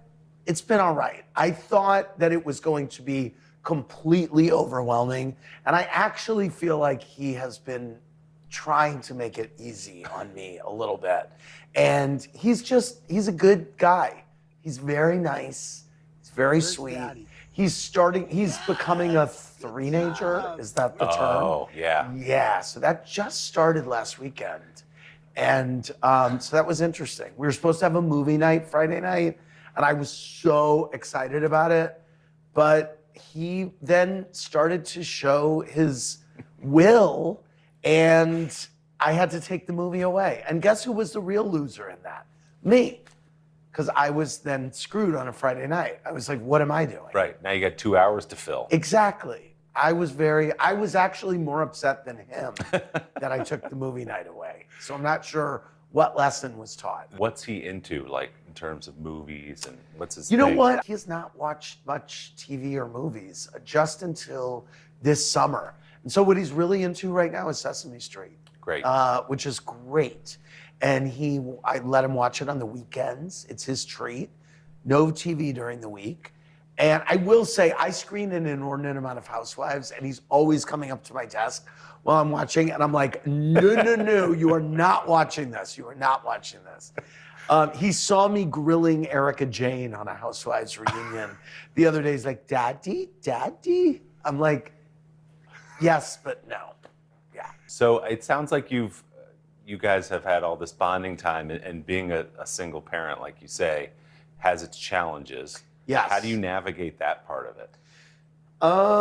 Just one day at a time. And luckily I have several jobs, but all of them allow me to be in and out of my home all day. So weirdly, I am almost always around for breakfast, lunch, and dinner with him. So that to me is that's a great amount of continuity for him, where we get to see each other. Now, New York is thumping in a sense, and I'm anxious to be part of the thump. And so I think I keep saying, and my show is going back to live with an audience. So I keep saying, Daddy's going to work, Daddy's going to work. And so we brought him to the clubhouse last week because I wanted him to see that there was a place that was work. Right. And he quite enjoyed it. I forgot that the shelves are basically all toys. Right. And he's like, this. He wanted to take it. I'm like, that's taped down. You can't have that. It's not a toy. Don't touch Julie Andrews' tea bag. Yes, Is he that was still trying there? to get to Julie Andrews' tea bag. No. Funny that you say that. Yes. That's, Tamara's implant he was trying to get to. Like, this is not a toy. This was in someone. Your parents are a big part of your private story, but also your public story, They where are. like they're on the show and the Yeah. audience loves them. Yeah. They seem to be thoroughly enjoying this ride that you were on. They are, but the ride that they are most enjoying is the curveball that I threw them at 50 years old of giving them another grandchild. Yeah. Because this was the kid that no one saw coming. Even as the years went on, I would say, I still want to have a kid. And my mom would say, it's not happening. Like, really? Oh, okay. You're flying to LA for a party right now. When are you gonna have a kid? So I proved them all wrong. And it's one of the great joys of having my son is watching his relationship with his grandparents, who are well into their 80s and who FaceTime with him every night at dinner. And how lucky, I feel that way too about my parents, that Yeah. your son will have a relationship with them. He'll know them. The grandparent-child relationship is so magical. And I remember great times with my grandparents and sleeping over there.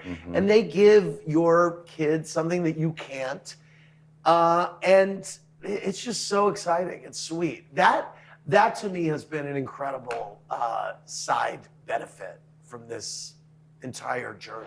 What happened here is a story of loss and salvation. There were residents who hung on for dear life. This is where you took shelter, in this closet. I took shelter right in this closet right here. Rioters banged down one of the doors. Have you found a way to reconcile it a year later? It really hurt to see this place that I love so much treated with such disrespect. Was it an act of cleaning or an act of healing? Today is now a podcast, available every morning. Listen wherever you get your podcasts. Top Story with Tom Llamas. Weeknights at 7 on NBC News Now. What happened here is a story of loss and salvation. There were residents who hung on for dear life. This is where you took shelter, in this closet. I took shelter right in this closet right here. Rioters banged down one of the doors. Have you found a way to reconcile it a year later? It really hurt to see this place that I love so much treated with such disrespect. Was it an act of cleaning or an act of healing?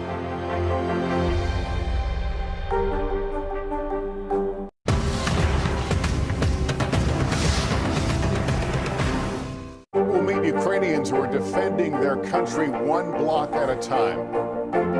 When you were still in Kiev, could you hear the bombing? My name is Lester. Hey, who's this? I've been on Watch What Happens Live over Zoom. Remotely, a couple of times. Yeah. So what was it like for you to, because we all experience this in one form or another, to do that show over Zoom? Because so much of that, anyone who's been in that clubhouse, is the crackle of the back and forth. Right. It was weird. It was highly efficient, which I loved. Yeah. We are doing the show at 1:30 in the afternoon, and we will be done at 1:55. And then you can go about your day. So it felt fake for a long time, and I was doing my own makeup to horrible results, and really not seeming to care for a very long time what I looked like going on television. I didn't monitor what I was putting out there. Too much, too little? What was the problem? Yeah. Everything. Didn't care. Just was like, once I did the show I was doing it from my office for a big chunk of time, and had left the Grateful Dead play for the entire show. And they called me after the show and said, "We're detecting music." I said, "Oh, I left the Grateful Dead channel on for the whole show." They're like, "We're gonna hope no one notices." And I believe no one noticed. So there was my show is already homemade, as it were, but it was real Scotch tape. I think I sort of sympathize with that. We all got a little too comfortable with our home studios. Yes. What we're wearing on the bottom, what we look like. I stopped, Who was wearing anything on the bottom? Not a lot. Yeah, no. What'd you do, shorts and flip-flops? I was barefoot. I did it out in the Hamptons for 4 months, and I would jump in the pool and then be in a wet bathing suit. I'm gonna skip the makeup today. It's fine. I was a runaway train. I was a runaway train. When you're in that studio, you've created such a space. What is the magic of that show to you? Why do you think it's taken off the way it has? I think people respond to the authenticity of the show. I think that, God knows, I screw up every episode. The audience the audience is drinking, the guests are drinking. It's a loose atmosphere. It's Cake Justin! And thank you, Jimmy, for the shots. If we spill a cake on the floor, it's about the cake. We follow the action. And I think people respond to that idea that they don't know what's going to happen. The guests can wind up hating each other. Mm-hmm. We've had guests who literally, you can see them on the air that they hate each other. And the audience then starts, chiming in, and it's fun. You know what else is true about that show? It's a little like Howard Stern, where by stepping into that studio, you're agreeing to something. You are submitting to my tomfoolery and my messiness, and you are now you are on the witness stand. Right. About your life. Right. And so here we are. And the thing that where a publicist on another show would say you can't ask about that does not seem to apply on your show. Well, we don't pre-interview our guests, which is great. Yeah. So then we can't, it's less trouble to get into. But I mean, there are times when people come in and say, listen, I don't want to talk about the fact that I hate X, Y, or Z. But one of the genius moves you have is you can put it off on the audience. So-and-so Yes, writes. well, that's true. But Yeah. we try. Listen, I don't want anyone to leave unhappy. Yeah. So. Casting is huge. You often put me on with a housewife. Yes, we like And it's great. high and low. We like big and tall, small and big. I don't know. We like, yes. Yeah. It's amazing. It's it's the most fun you can have on TV. Getting the audience back was a big deal. And now that the audience is back and the guests are there, it's what we're supposed to be doing. Yeah. I'm like, oh, this is why we do it. So I'm very happy to be back. What happened here is a story of loss and salvation. There were residents who hung on for dear life. This is where you took shelter in this closet. I took shelter right in this closet right here. Rioters banged down one of the doors. Have you found a way to reconcile it a year later? It really hurt to see this place that I love so much treated with such disrespect. Was it an act of cleaning or an act of healing?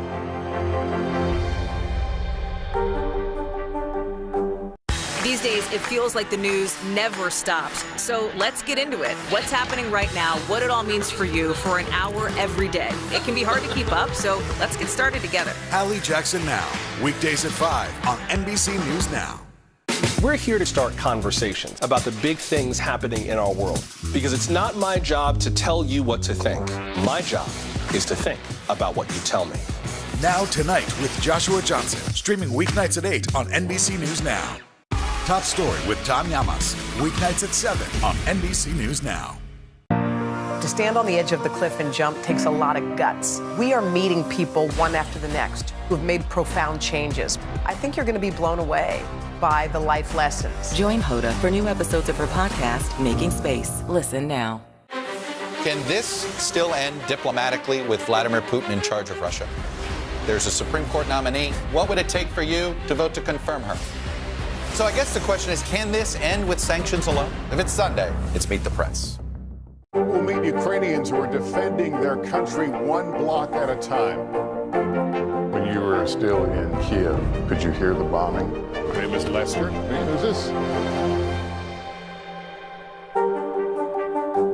Making Space, the inspirational podcast from Hoda Kotb. Listen now. Top Story with Tom Llamas, weeknights at 7 on NBC News Now.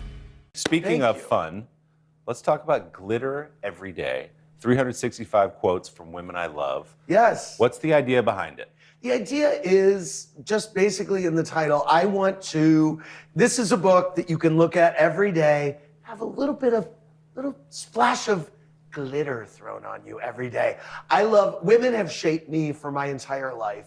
From my mom to mentors to the housewives to divas and icons. And so this is a quote a day by a woman that I love. I love a lot of women, and they've said a lot of things. And talk about high and low. We've got Madonna to Malala, Dorinda Medley to Kamala Harris. I mean, it's all over the place. It's funny you say that. I'm going to jump ahead because I thought this captured you perfectly. On one page, we have a quote from Anne Frank. Yes. As I turn the page, Countess Luann. Thank you. That's Andy Cohen in a nutshell. It absolutely is. Two women that I respect immensely and who have different things to offer the culture, but valid nonetheless, Willie. This is the world that we live in, by the way. We lead off the book with a quote from the great Evelyn Cohen. My mom. Her quote is, "Get a hold of yourself, Andy." Yes. What was the context of that? Well, that is a quote that my mom has used over the years that renders me slapped in the face. Get a hold of yourself, Andy. And I will quite literally get a hold of myself and come back to earth. It's in her arsenal of, you're a runaway train, you gotta get it together, basically. It's a very simple sentiment from Evelyn Cohen, but one that I respond to. It feels like it's something you've heard for a long time. I have. Yeah. I have. Yeah. She doesn't, she whips it out when she needs it. So Evelyn Cohen's the biggest star in this book. I She think we is. agree. Yes. Some huge names in here. Dolly Parton, Madonna. What's the thrust of the kind of person you want? How did you put this list together? You know what? It's just women I love. Yeah. Strong, powerful women with something to say. So that could be anyone that has touched me in my life. I mean, I have a quote from my friend Liza in there that I love that is when you're a hammer, everything's a nail. So there are quotes in here to live by, and there are quotes in here to laugh by. Yes. And I put a little commentary on every page of my own relationship with the women or the quote or just some thought I'm having. Yeah, I mean, I just love there's too many to list, but you go from Jack Hay to Jill Biden on the same page, you know? Absolutely. Like, that's the beauty. Jack Hay to Jill Biden. That's the beauty. Two of our beacons of inspiration. There you go. Yes. There you go. Yeah. And is it true that Hoda Kotb gave you the idea for this book, or at least she encouraged you to write it? Hodes didn't just give me the idea. I basically just stole the idea from her. She had come out with 2 quote-a-day books. Yep.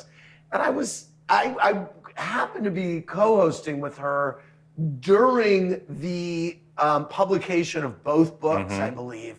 So I spent a fair amount of time shilling Hode's books. And I thought to myself, what if I did one of these but put my own spin on it? So then, kind of halfway through writing it, I FaceTimed her and said, I need to make sure this is okay with you. Like, do you have another one of these coming out? Because I do, maybe in the fall. Is this okay? She's like, write your book, babe, write your book.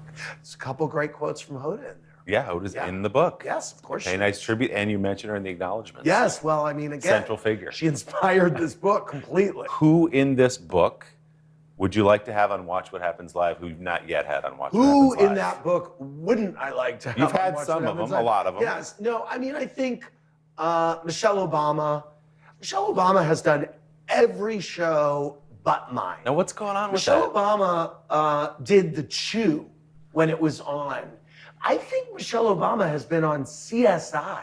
I'm not kidding. Really? I think so, or NCIS or something like that. Truly, there almost isn't a show that she hasn't been on except mine. So maybe I should feel good about that. Okay, so Michelle is the big get. She's one of them. Who else is on there? Madonna's never been on. I've She hasn't interviewed been on? Madonna. She's never been in the clubhouse. Oh. No, she. Making Space, the inspirational podcast from Hoda Kotb. Listen now. We're here to start conversations about the big things happening in our world because it's not my job to tell you what to think. My job is to think about what you tell me. Now Tonight with Joshua Johnson, streaming weeknights at 8 on NBC News Now.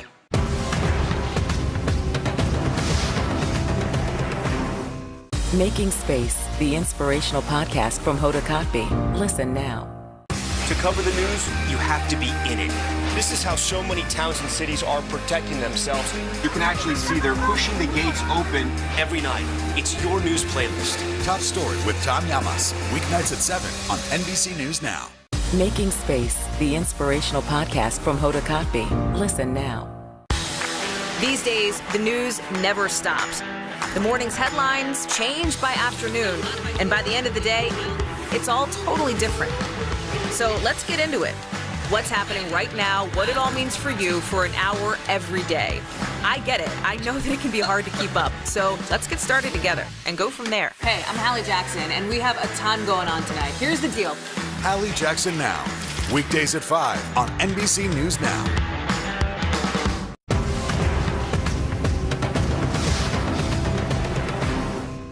Top Story with Tom Llamas, weeknights at 7 on NBC News Now.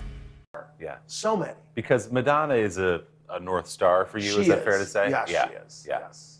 Yeah. I love my ladies. So let's talk about Housewives. Okay. 15 years. You know what? Can you believe that? Just watched season 16 premiere of Orange County. And how do we feel? It's fantastic. Yeah. They got the assignment. Yeah. Let's go back to like 2005 when you're cooking this up. Yeah. You never could have imagined what it was going to become, but what did you think it would be back then? Well, when it started, it seemed like a sociological time capsule of this group of women who were kind of nouveau riche in a gated community in Orange County, who spoke to their children in a way that none of us had ever seen, and they were just different. And it was while Desperate Housewives was airing, which is how we got the name Real Housewives, because these were the real housewives. And it was a play on real, because of course, much of them wasn't. Now, season 2 of the Housewives of Orange County, we found that Gina Keogh was getting separated. And that was when I leaned in and said, oh my God, this is now a soap opera. This is Knots Landing. And this could go on forever. Did I think I would be sitting with you 16 years later talking about it? Absolutely not. Am I thrilled by it? Yes. They have given me and many others inordinate amounts of pleasure.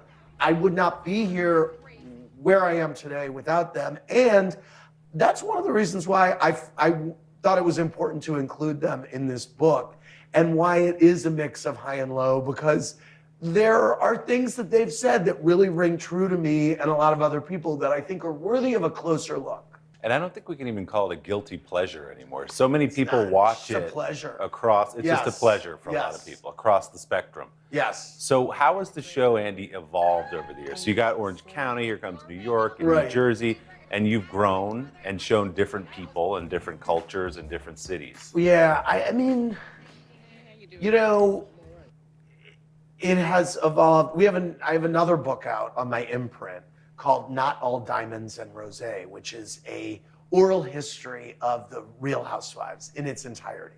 It comes out in like 2 weeks. And it's great. And you see the evolution of it. I think there was an evolution when, I think there was a moment where people started to really realize they were on TV and they could make a moment. And there are some moments that were made that were incredible on television that we thought, how authentic is it that this woman is taking her leg off in Le Cirque and throwing it to make a point? Here, go ahead. Go ahead, Heather. Take it. Oh my God. Maybe not an incredible finale for season, I think, 6 of New York Housewives. But we didn't bring Aviva back the next year because we kind of thought, where do we go from here? Right. You've thrown your leg in Le Cirque.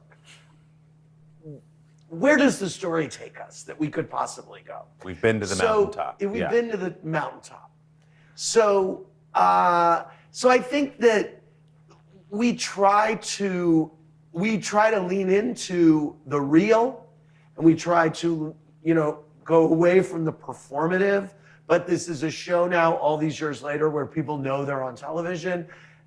We're in the middle of 2 incredible moments. Beverly Hills, something happened with Erica Girardi, one of our housewives, before, as the cameras were rolling, her husband was implicated in a horrible crime. And so we're watching that unfold now and watching the women relate to that and react to that.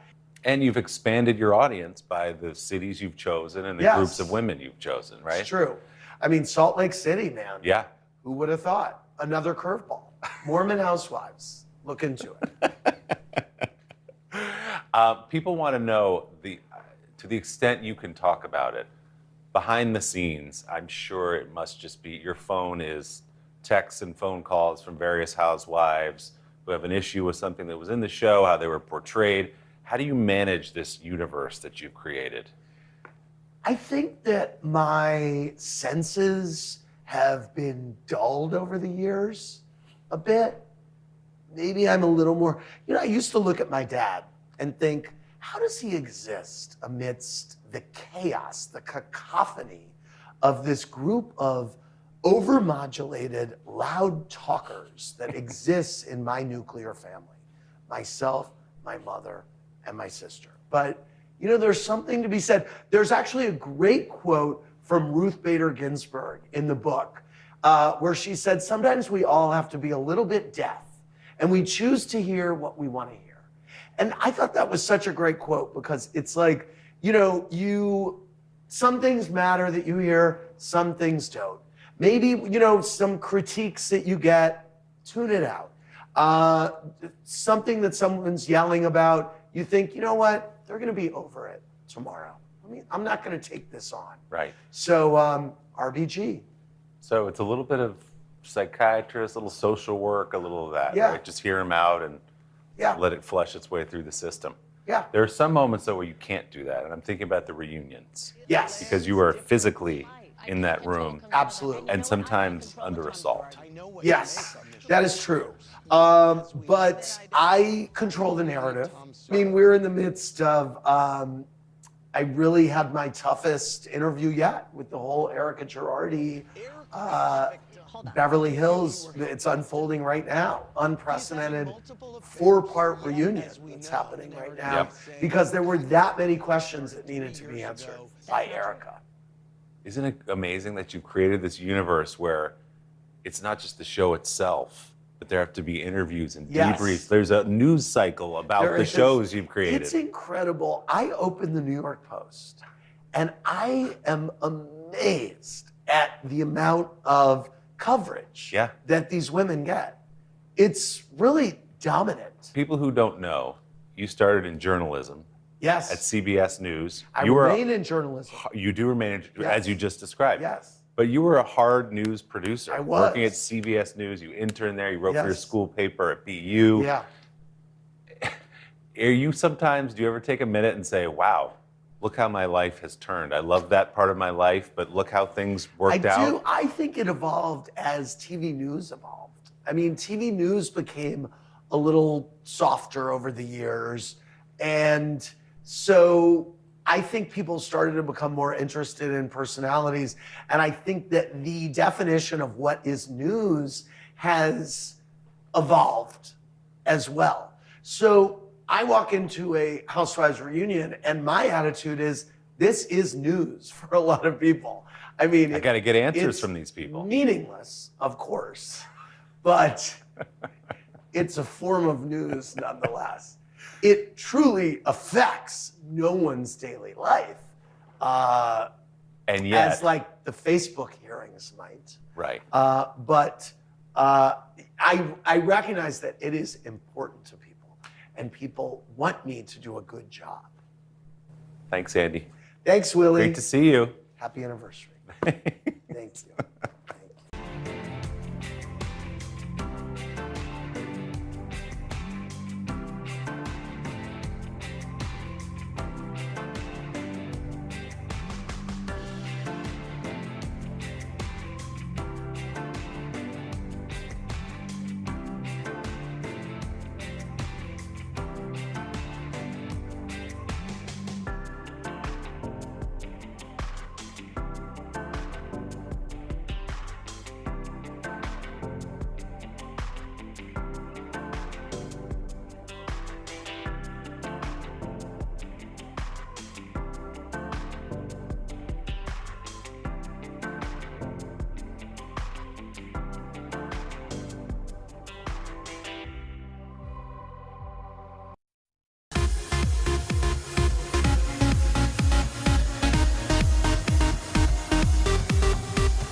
Hey folks, welcome to a terrific Tuesday edition of Popstar Plus. On the show today, we're getting ready for WrestleMania this weekend with WWE superstar Bianca Belair. Then we're going to switch gears from the ring to somewhere over the rainbow. Our third hour friends had a very inspiring conversation for Women's History Month with Judy Garland's granddaughter. So we'll have that for you. And later, we're celebrating the man, the myth, the legend, Christopher Walken. But first, here are today's Popstart headlines. First up, our friend, this is great. Questlove starts off Pop Start for a great reason. Can't forget that following that infamous slapping incident at the Oscars on Sunday, Amir Thompson, a.k.a. Questlove, won the Academy Award for Best Documentary, Summer of Soul, earning him his first Oscar and nomination. Quest celebrated by DJing at Beyonce and Jay-Z's Oscar party, then hopping on a plane late night back to NYC to make it back in time for Monday's Tonight Show taping. Of course, Questlove there greeted by the staff, filling the Studio 6B to celebrate his milestone achievement. And today we are sending him a huge congrats from all of us here in Studio 1A. Yeah. Very Yes. cool. Next up, Uncle Al, the Proud Family, Louder and Prouder. Last month, the hit animated series returned, continuing the next chapter of Penny Proud's hijinks and adventures.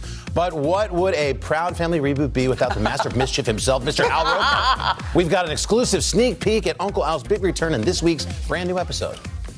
Here is a tip, Roker. Colored glasses don't make you look younger. Oh, very funny. I expect better from you, Penny. Especially after I helped you out. Helped me out? When? Oh, come on. You remember? That BB and Cece thing. Man, I wish you guys were old enough to take care of yourselves. Consider it done. Hey, Penny. Anyway, I got a big promotion out of that. I'm working directly with the big guy downstairs. Don't you mean upstairs? Sure. It almost looks like what you're wearing right now. That is awesome. That is what he's wearing right now. Well, there you go. Yeah, you planned that up perfect. They do such a terrific job. There are kids or young adults who come up to me now and say they didn't know I did the weather. Oh, good. They just knew me from the Proud Family. Right. That's so cool. Very nice. Well, congrats. That looks fun. The next episode of The Proud Family, Louder and Prouder, starts streaming on Disney Plus tomorrow, so be sure and check that out. Next up, Taylor Swift. Cue this year's graduation theme, Swift's song 22. The Grammy-winning chart-topping superstar about to add yet another title to her name, Doctor of Fine Arts. On Monday, New York University announced that Swift's going to receive the honorary degree at this year's graduation, where she's also been named as one of the ceremony's speakers after the pandemic postponed NYU's commencement for all the classes. In 2020 and 2021, this year's ceremony will act as sort of a super graduation. Wow. They'll honor all three of those graduating classes, and the soon-to-be Dr. Swift, that's funny, will deliver her address at Yankee Stadium on May 18th. You know, Congrats there's to a course at NYU on Taylor Swift. Oh, that has a waiting list a mile long. People can't get What do into they do it. in that? I don't know, but it's really popular. They write songs about ex-boyfriends. And if you get a bad grade, you just shake it off. All right, and now a little bit more for you, hence the plus in Popstar Plus. A couple more headlines. First up, John Travolta, the beloved actor, turned out to be probably the biggest winner at the Academy Awards, and he wasn't even nominated.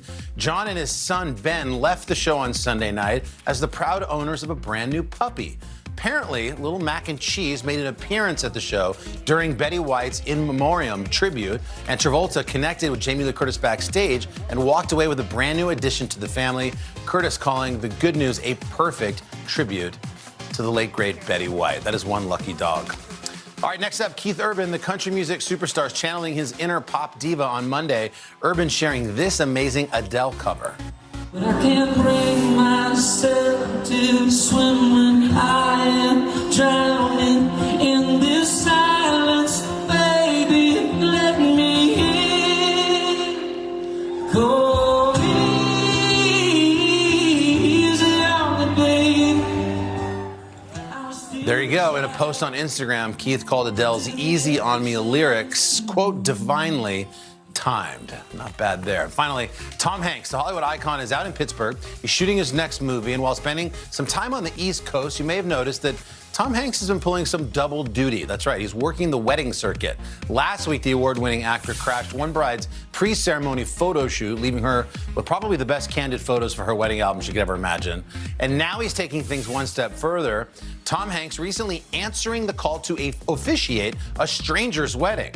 The bride, Krishna Pasnick of Bellevue, Pennsylvania, knew Hanks was an ordained minister, reached out to him just to see if he would do the honors for her big day, and lo and behold, the big screen star came through.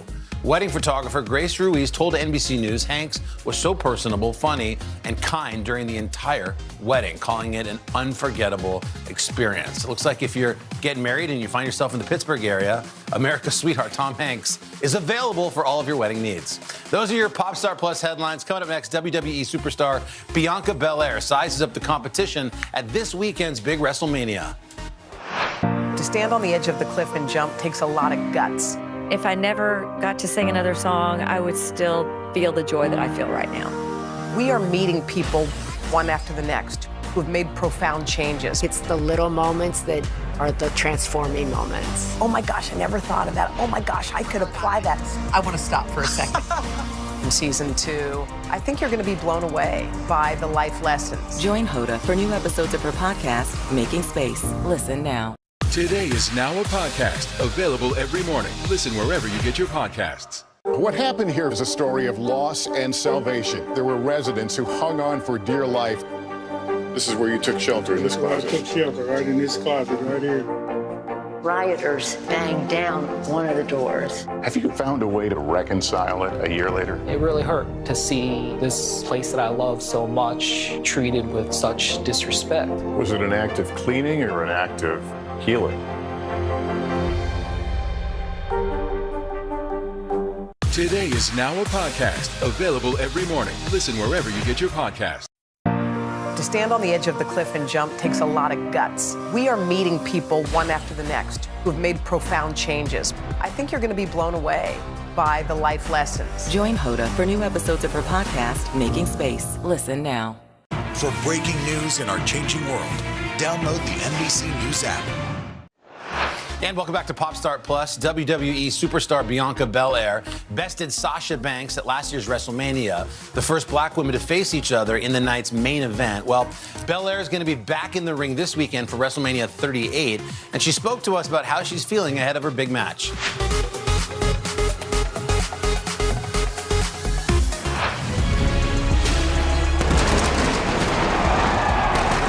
WrestleMania 37, I was able to be a part of a very unprecedented moment.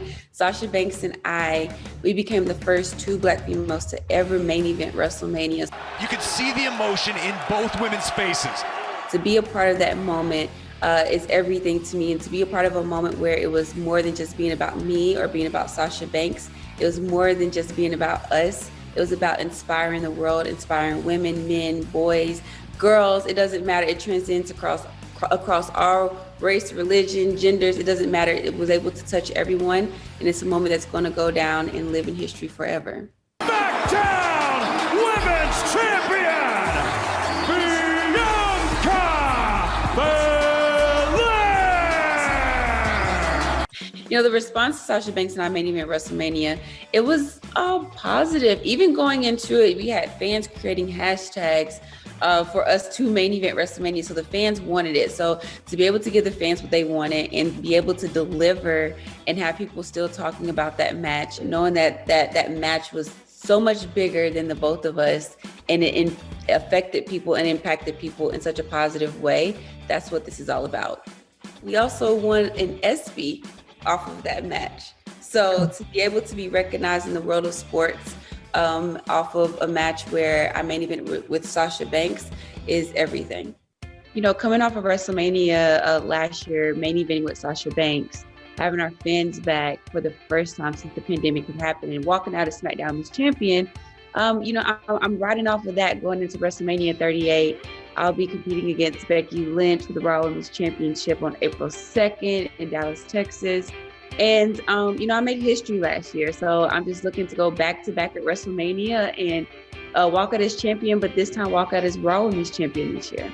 Becky Lynch came into SummerSlam and beat me in 26 seconds, and she took the title from me, and she's had that title ever since. She's Raw Women's Champion now, and we've been going back and forth. You know, for me, this is my redemption story going into WrestleMania 38. I have yet to actually perform in front of a full WrestleMania crowd. So this will be the first year that I'm able to do that in a title match with Becky Lynch. So our fans are everything, and it's going to be really exciting to be at WrestleMania in front of thousands and thousands and thousands of people. See, WrestleMania, it's amazing now because it's now for 2 nights. It'll be April 2nd and April 3rd. I'll be on April 2nd with Becky Lynch and Ronda Rousey and Charlotte Flair. They'll be on as well, going for the SmackDown Women's Championship. So the night is going to be full of some crazy, amazing matches. I'm really interested to see what's going to happen with Charlotte Flair and Ronda Rousey. Things are really heating up with them. They've had history ever, they were a part of the very first main event of WrestleMania that the women were a part of. So they have a lot of history there. Ronda Rousey with her extensive background, and Charlotte Flair with her being the champion multiple times. She's the most decorated woman in WWE history. It's going to be interesting. I'm not sure who's going to come out on top. I think that it's going to be a brutal match. And said she's going to get hers here tonight at SummerSlam. Bianca Belair showed up. So I call myself the EST of WWE. That means that I am the strongest, the fastest, the roughest, the toughest, the quickest, the greatest, the best. Anything that ends in EST, that's what I am. And I'm all about just striving to be the absolute best BEST version of myself. My very first time doing an entrance, I honestly just didn't know what to do with my hands. So this is where I do like a little bounce when I come out. Bianca Belair took out Zelina Vega and Carmella last night, teaching them a lesson after the assault from 2 weeks ago, led by, of course, her opponent, Sasha Banks, during the contract signing. And then my braid is just right there, and I just like to twirl and skip and bounce to the ring. So that's really how it all came about. It's just a huge part of who I am. It's a part of who Bianca Belair is, and it's right there. And I like to just have fun and bounce and skip to the ring, and I like to whip my hair up in the air. So it's kind of just a part of who I am, and it just happened naturally. My braid is my superpower, and it definitely can be used as a weapon, but the key word is only when it's necessary. My number one rule is do not touch my hair, but if you do, I will use it. Becky Lynch going after the hair yet again. Been a continued strategy from Becky Lynch all throughout this match. Wow, may have gone to a run. Oh my goodness! Good grief! The braid initially was just as a way for me to stand out. And one day I was in a match, and the girls, the first thing they always try to do is go to my hair and pull my hair. And I'm just like, how can I get them to stop touching my hair? And so one day in a match, I threw it at a girl. It made this huge loud noise. The crowd went crazy, and I was able to capitalize off of that in the ring. And in that moment, I realized, whoa, this is can definitely be used to my advantage and not my disadvantage. And big thanks to Bianca, and of course, more importantly, good luck this weekend. We should mention that you can catch WrestleMania from the WWE on Peacock. And just ahead, the legacy of Hollywood legend Judy Garland, but this time through the eyes of her granddaughter. To cover the news, you have to be in it. This is how so many towns and cities are protecting themselves. You can actually see they're pushing the gates open every night. It's your news playlist. Top Story with Tom Llamas, weeknights at 7 on NBC News Now. To stand on the edge of the cliff and jump takes a lot of guts. If I never got to sing another song, I would still feel the joy that I feel right now. We are meeting people one after the next who have made profound changes. It's the little moments that are the transforming moments. Oh my gosh, I never thought of that. Oh my gosh, I could apply that. I want to stop for a second. In season 2, I think you're going to be blown away by the life lessons. Join Hoda for new episodes of her podcast, Making Space. Listen now.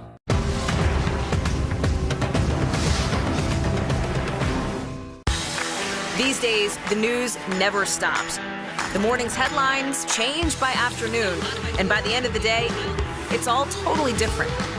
So let's get into it. What's happening right now, what it all means for you for an hour every day. I get it. I know that it can be hard to keep up. So let's get started together and go from there. Hey, I'm Hallie Jackson, and we have a ton going on tonight. Here's the deal. Hallie Jackson Now, weekdays at 5 on NBC News Now. We're here to start conversations about the big things happening in our world, because it's not my job to tell you what to think. My job is to think about what you tell me. Now Tonight with Joshua Johnson, streaming weeknights at 8 on NBC News Now. To stand on the edge of the cliff and jump takes a lot of guts. We are meeting people one after the next who have made profound changes. I think you're going to be blown away by the life lessons. Join Hoda for new episodes of her podcast, Making Space. Listen now. Today is now a podcast available every morning. Listen wherever you get your podcasts. For breaking news in our changing world, download the NBC News app. And we're back here on Popstar Plus for Women's History Month. We're telling incredible stories of remarkable women through conversations with their granddaughters. Today's focus, the talented Judy Garland, who starred, of course, as Dorothy in The Wizard of Oz, and her granddaughter told our Dylan Dreyer about the influence Miss Garland had on her life. We're back with our series, Generations Today, celebrating Women's History Month by sharing the stories of some legendary women as told by their grandchildren. It's such a fun way to learn more about these women. And this morning, we are taking a look back at a Hollywood icon. Judy Garland would have turned 100 this year. Her granddaughter, Vanessa O'Neill, never had the chance to meet the legendary actress, but her grandmother's legacy lives on through her family. I'm in awe, even being her own granddaughter. I'm so impressed and blown away that this 4'11" little woman has this humongous voice. Toto, I have a feeling we're not in Kansas anymore. Being Dorothy in The Wizard of Oz is her most legendary role, but for Judy Garland, being a grandmother may have been the role she most desired. Her excitement was seen on the Today Show back in 1967 as she sat with her two children, Lorna and Joe. Looking forward to being a grandmother? That's going to happen one of these days. Can't wait. Really? I can't wait. I want her to have a baby immediately, and then she can see the baby for only 25 minutes, and I'll be a babysitter. Makes me tear up a little just hearing that, because obviously we didn't get to see her. In Vanessa O'Neill's home, Judy is known as Triple G, as she would now be a great grandma to Vanessa's two young sons. You're a great singer. To the world, Judy is an icon of Hollywood's golden era, starring in more than 31 films like A Star is Born, Easter Parade with Fred Astaire, Right, left, right, good. and Meet Me in St. Louis. She was also a Broadway legend and an acclaimed recording artist who was the first woman to win a Grammy for Album of the Year. It's really incredible how she paved the way for so many other women down the line. I always say that I have such strong women in my family who aren't afraid to speak up and be their most authentic self. And I know that that sometimes isn't probably easy, but I hope to pass that along to my kids. For Vanessa's family, Judy's ruby slippers are some big shoes to fill. When did it register with you that your grandmother was somebody truly special? I must have been about 5 or 6, and my mom was performing in Vegas, and I saw, like my grandma on top of the slot machines, like turning, like a huge model of her. Vanessa credits her mother, actress and singer Lorna Luft, with keeping her grandmother's memory alive. I watched my mom perform so much of my grandmother's music, live and sitting in the wings. Lorna wrote about life with Judy in her memoir, Me and My Shadows, from 1998, saying of Judy, "Everything I know about being a good mother to my children, I learned from her." What traits would you say have been passed down through the generations to you? I definitely think our sense of humor. It's a huge part of our personality, to make things fun and funny, but also to get through hard times. I like to laugh. I like to have a bag of popcorn, go on a roller coaster now and then. But behind the lights and stage, Judy was often troubled and struggled with addiction. Did your mom ever talk with you about the bad sides or the downsides that unfortunately your grandmother went through? Not until I got a little bit of age. I do have the addiction gene myself. I'm 7 years sober. And I really do feel like it's a genetic trait in my family. Vanessa's grandmother suffered with her own condition in silence. Judy Garland died of a drug overdose in 1969 at the young age of 47. My grandma was living in a time where there really wasn't much help. There wasn't AA and these programs, and people didn't really know what addiction was. Vanessa bypassed show business altogether, and today is a personal trainer and nutrition coach. The health and wellness industry has helped me so much, not only with my physical health and body image, but my mental health. 1,000%. Her home is in Southern California with her husband, Patrick, their 5-year-old son, Logan, and a brand new baby boy, Kieran, who was just born somewhere under the rainbow. A sign, Vanessa says, that Judy was there. You could see behind the little bassinet that my son was in, sure enough, just a big rainbow right there. And it really makes you feel like, hey, you are sending me a sign. Thank you. That's amazing. Don't you get chills seeing the rainbow? I have the chills right now. It doesn't rain much in San Diego. To get a rainbow is hard to do. Yeah. The baby she just had 2 weeks ago is the fourth great-grandchild for Judy. Vanessa's brother Jesse also has 2 children. And by the way, in that piece you'll notice that Liza Minnelli is her aunt. Yeah. And we actually just saw her on stage with Lady Gaga there at the Oscars. So the first time we've seen her in quite some time. So just greatness runs in the family. Pretty cool. Still to come, we got a great throwback visit with Hollywood icon Christopher Walken next on Popstar Plus.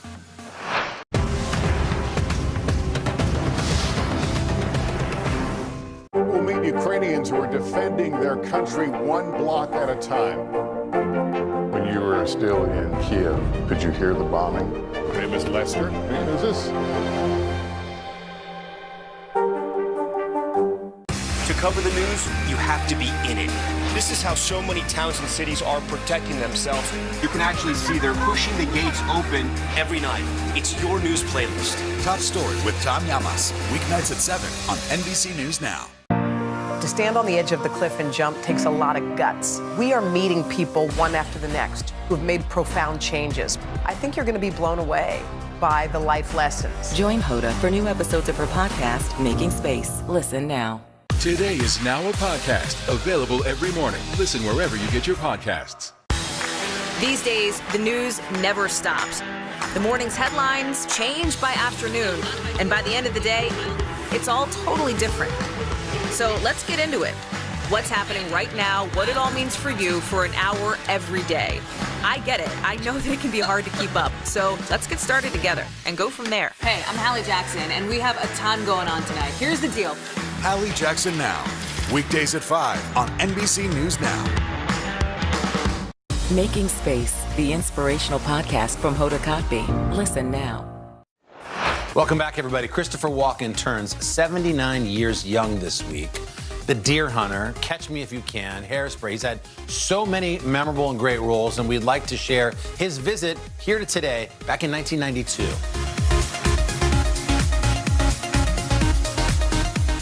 In a career that now stretches over 30 years, Christopher Walken has earned a reputation as an actor who's good at being bad.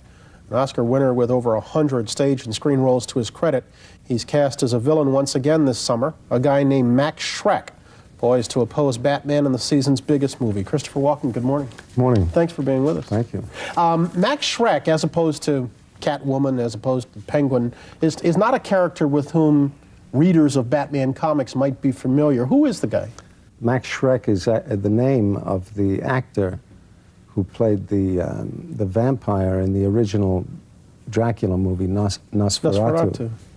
And he's named after him, though it doesn't have anything to do with him. He's a businessman. He's the owner and CEO of Schreck's Department Store, which is the Macy's, Bloomingdale's, Alexander's of Gotham City.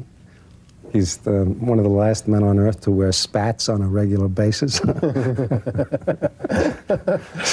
This is a very lavish production, but essentially it is a cartoon.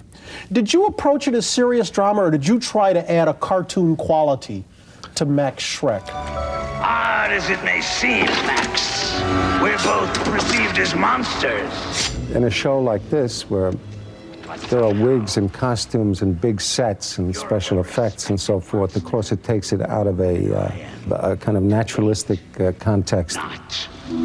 Frankly, I feel it's a bum rap. I'm a businessman. Tough, yes. Shrewd, okay. But that does not make me a monster. Don't embarrass yourself, Max. I know all about you.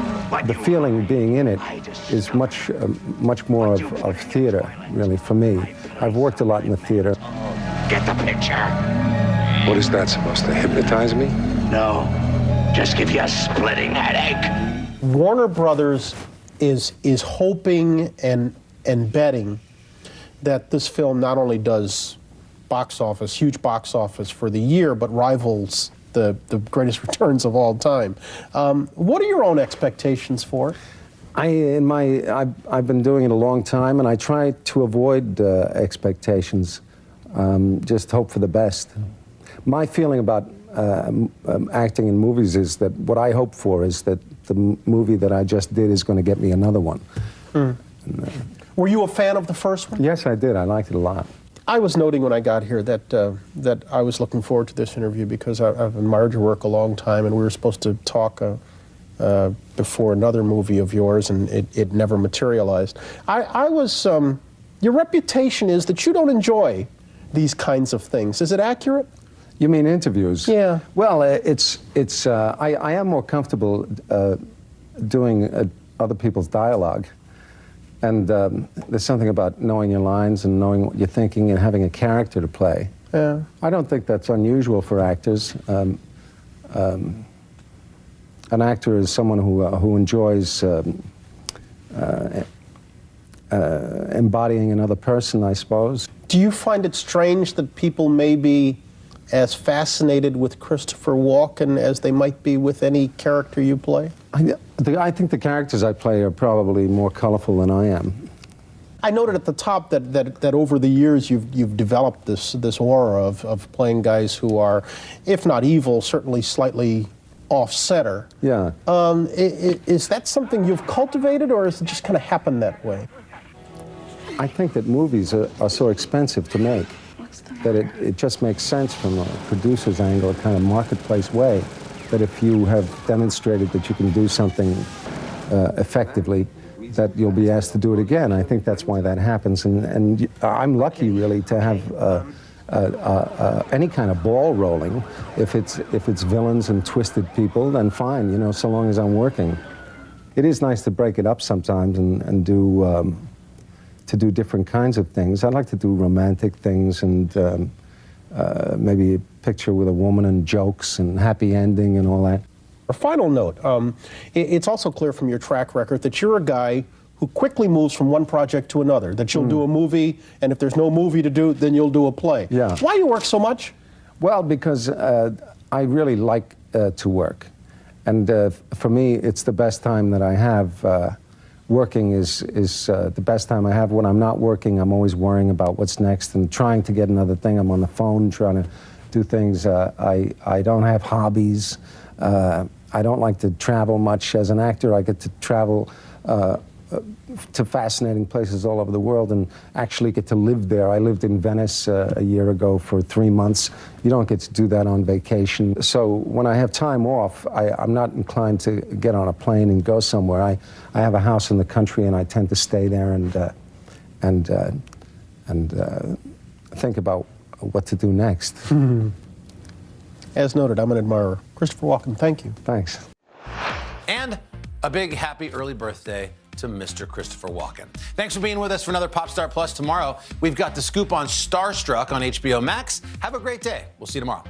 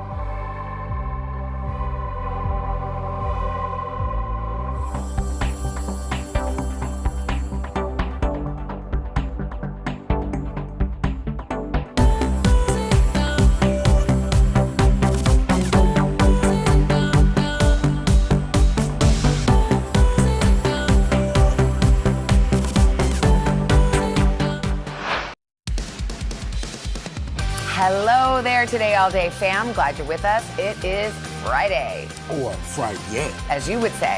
You're watching our little digital show, Today in 30. After we closed out the week with another big show, starting with some news that will hopefully bring drivers some relief at the pump. That decision to release 180 million barrels of oil from the nation's emergency reserve. But the question is, is it going to be enough? The busy summer driving season just around the corner. We've got a full report on that. All right, then imagine being able to take drive-through orders from anywhere in the world. Vicki Nguyen is here to show us the new technology that allows restaurant workers to do that very thing. An exclusive look into the future of fast food coming up. And then college basketball's biggest weekend of the year set to get underway. The excitement of the Final Four. So who better to break it all down, the final days of March Madness, than our resident basketball fanatic, Steve Kornack. Okay, and then we want you to start off this Friday by feeling uplifted. So we are bringing you just the good news, stories that will leave you smiling all weekend long. That is all coming up on this episode of Today in 30.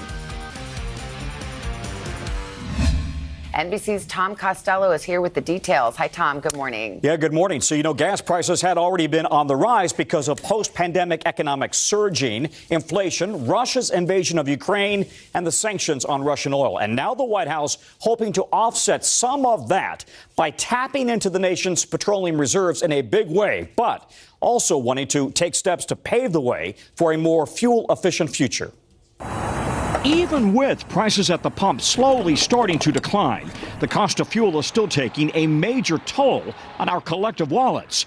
Now the administration will make a record tap into the nation's strategic petroleum reserve, releasing 1 million barrels per day, 180 million over the next 6 months. Bottom line is, if we want lower gas prices, we need to have more oil supply right now. Right now, the national average for a gallon of unleaded is hovering around $4.22, even higher in some places like California, nearly $6 a gallon, up more than 60 cents nationally from last month, $1.35 higher from last year. As the nation prepares to switch to costlier summer-grade gasoline next month, experts say tapping the reserves could provide some relief with a major caveat. The national average could spend most of the summer under $4 a gallon, so long as the situation between Russia and Ukraine does not significantly escalate. For delivery drivers like Osman Malcolm in Chicago, where it's $4.84 a gallon, relief cannot come soon enough. These gas prices are way out of control. Malcolm says he spends about 12 hours a day in his car just to make enough tips to offset the price of filling up every day. As soon as I open the car door, I just spent $120. And it's sad because it really hurts. The White House also calling on Congress to make companies sitting on unused wells on public lands either use those resources or pay a fine. It's likely to face opposition in Washington and from corporations. The administration likely to roll out new fuel economy standards today, requiring 2026 model year vehicles to get an average of 49 miles to the gallon, nearly 10 miles per gallon better than last year's models. The president also invoking the Defense Production Act to encourage domestic production of materials used in electric vehicle batteries. But weaning off fossil fuels will take time. Until then, your best bet may be slowing down. Even a 5 or 10 mile an hour decrease in speed can boost fuel efficiency anywhere from 10 to 20%. Every cent matters. Again, tapping the reserves is a temporary fix. To put things into perspective, the U.S. consumes about 20 million barrels a day. We're talking about adding 1 million barrels a day to that supply right now. Kind of a drop in the bucket, but the drop matters. How soon might we see this? Is this one of these things that will take months and months to see the effects of? Just 10 minutes ago, I got off the phone with an analyst that I've talked to for 20 years, an oil analyst. He says we are already starting to see prices drop, but the president's talking about a 35 cent per gallon drop. He thinks more like 10 cents a gallon nationally, 20 cents in California. He says the big variable is that Russian oil, because as long as that's not on the market, then you got to make up for it somehow, some way. And the prices are set globally. They are set globally. Yeah. Tom, thank you very much. Meanwhile, on this Friday, some fallout growing from that unexpected drama at the Oscars. Yeah, Chris Rock was back on the comedy stage overnight. We're also seeing some new video of the moment he was slapped by Will Smith, amid conflicting reports about what exactly happened after that stunning moment. NBC national correspondent Miguel Almaguer is on the story again for us. Hi, Miguel. Good morning. Savannah, good morning. As the review of that Oscar slaps heats up in Los Angeles, here in Boston, Chris Rock took to the stage again overnight for a pair of sold-out shows. And while he's still not sharing a lot of details, there is new drama in this saga. Overnight, Chris Rock in the spotlight again at his latest round of shows in Boston. According to People magazine, the comedian shut down an audience member who cursed Will Smith last night. Overall, Rock has largely avoided talking about the slap by Smith, sticking to jokes and video emerging from his first show after the incident. How was your weekend? It comes amid conflicting reports over how the shocking incident was handled by the Academy. Will Smith just smacked out of me. A day after the Board of Governors said in a statement, Mr. Smith was asked to leave the ceremony and refused. A source at the award show tells NBC News the official decision came from one of the show's producers, who ultimately asked the actor to stay. They were saying, you know, this is battery was the word they used in that moment. Oscar broadcast producer Will Packer telling ABC News he was there when LAPD officers asked Chris Rock about pressing charges. They said, we will go get him. We are prepared. We're prepared to get him right now. You can press charges. We can arrest him. And they said, you know, would you like us to take any action? And he said no. He said no. Quoting unnamed sources, Variety says Academy leaders met briefly with an apologetic Will Smith on Zoom this week. The Academy would not confirm that report. The board says disciplinary proceedings against Smith have begun. The superstar issued a statement apologizing to Rock, but has not responded to our request for comment. Oh, wow. Wow. With every moment dissected on social media, this new TikTok video revealing another view of Jada Pinkett Smith reacting to the incident. And a separate TikTok video showing the moments after the incident as the broadcast moved on, Rock reacting. Rock has not addressed the controversy in detail. Hey, Chris, you ready for tonight? Instead, choosing to stick with his long-planned show. I'm still kind of processing what happened. Meanwhile, Miguel, there are new details emerging this morning about how the Academy considered responding to the incident on that very night. What do you know about that TikTok? That's right, Savannah. Will Packer told ABC News, he's the Oscar producer, that Will Smith was not removed from the Oscars because that is not what Chris Rock wanted. Of course, he's in the middle of a lot of controversy right now. We know the Academy says they asked Will Smith to leave, but he refused. Will Packer today saying he did not ask Will Smith to leave the ceremony again because that's not what Chris Rock wanted. Savannah? All right, Miguel Almaguer, thank you. Top Story with Tom Llamas, weeknights at 7 on NBC News Now. Can this still end diplomatically with Vladimir Putin in charge of Russia? There's a Supreme Court nominee. What would it take for you to vote to confirm her? So I guess the question is, can this end with sanctions alone? If it's Sunday, it's Meet the Press. What happened here is a story of loss and salvation. There were residents who hung on for dear life. This is where you took shelter, in this closet. I took shelter right in this closet right here. Rioters banged down one of the doors. Have you found a way to reconcile it a year later? It really hurt to see this place that I love so much treated with such disrespect. Was it an act of cleaning or an act of healing? Sometimes the news can be difficult and overwhelming for kids to understand. Ukraine and Russia. Could you help me understand what's going on? So to help make sense of it, we've created a newscast just for them. We hope your family will watch Nightly News Kids Edition. Can this still end diplomatically with Vladimir Putin in charge of Russia? There's a Supreme Court nominee. What would it take for you to vote to confirm her? So I guess the question is, can this end with sanctions alone? If it's Sunday, it's Meet the Press. Top Story with Tom Llamas, weeknights at 7 on NBC News Now.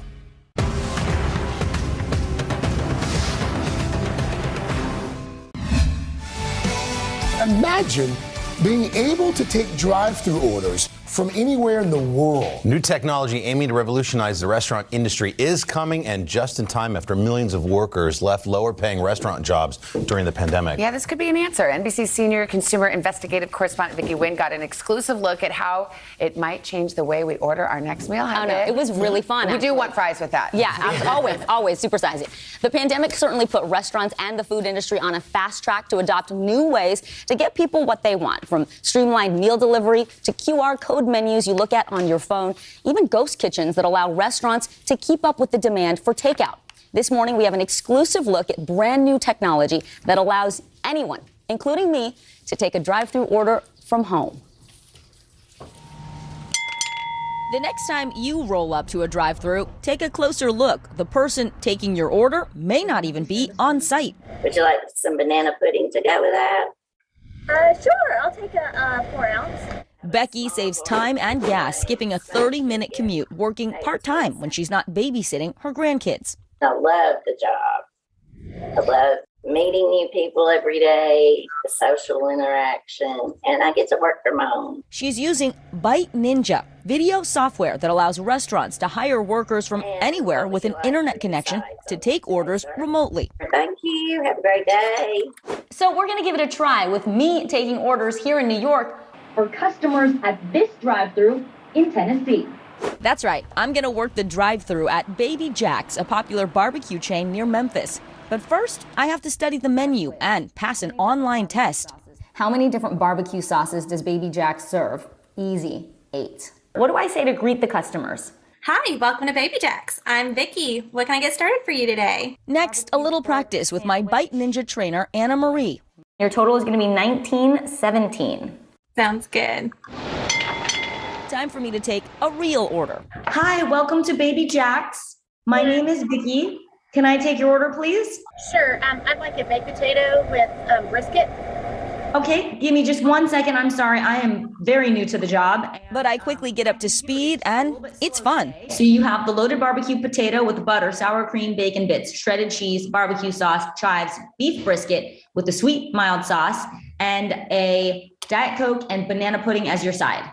Thank you so much. Then the kitchen gets cooking, and just like at a regular drive-thru, an employee hands the customer their order. There you go. One after another. Hi there, welcome to Baby Jack's. The customers lined up in Tennessee. And what kind of sauce did you want on that? Most had no idea I was more than 1,000 miles away. Pull up at the next window and we'll get you taken care of. Have a wonderful, wonderful day. It's no secret that restaurants are struggling to hire. Baby Jack's owner Will Clem developed Bite Ninja after he couldn't staff his own drive-thru during the pandemic. One night he set up his laptop and took orders from home using Zoom. This was really a solution for our restaurants. It helped us so much that we said, man, this is something that we think is going to help a lot of restaurant owners nationwide. So far, 12 restaurant chains in 6 states rely on a pool of 4,100 so-called ninjas who make $10 to $20 an hour depending on demand.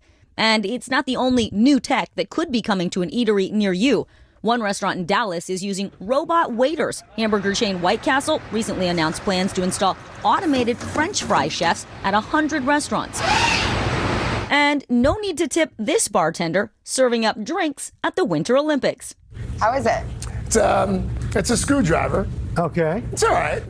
It all comes just in time. According to a recent survey, about 50% of restaurant operators cite staffing recruitment and retention as the top challenge of 2022. But with the challenges of today come the solutions of tomorrow. And you just never know who might be taking your next drive-thru order. Yeah, I'm low-key freaking out right now. Why are you low-key freaking out? Because I definitely know who you are. You do? Yeah. First, Do you watch the Today Show? every day. Well, it is a pleasure to meet you. We're doing a story about this technology. What do you think? Yeah, it's awesome. I didn't expect to see someone on the screen. I definitely didn't expect to see Vicky on my screen. I hope you gave a discount. He was really cool. Amazing. He actually told me he forgot to order fries because he was so taken aback by the whole thing. That's funny. Yeah, it was really cute. This is cool. So all month long, we're going to be shining a spotlight on the environment and what exactly is being done to protect it. Yeah, and we're going to kick things off on the other side of the world, where some new efforts are underway to save Australia's Beloved koalas, especially in the wake of historic floods on the island nation's east coast. NBC's Sarah James joins us now from Melbourne with more. Sarah, good morning. Good morning. Well, officials here have declared Australia's koala endangered across much of the eastern part of the country, a result of drought, wildfires, and habitat loss. But conservationists say that designation is a case of too little, too late. One of the world's most iconic species, found nowhere else but Australia, and now endangered. Enlisting them as endangered, it actually brings them into the limelight and gets them that protection that they deserve. The koala population plunging some 50% in Queensland, Australia in the last 2 decades. The Australian Koala Foundation says the country has lost 30% of its beloved marsupial over the past 3 years.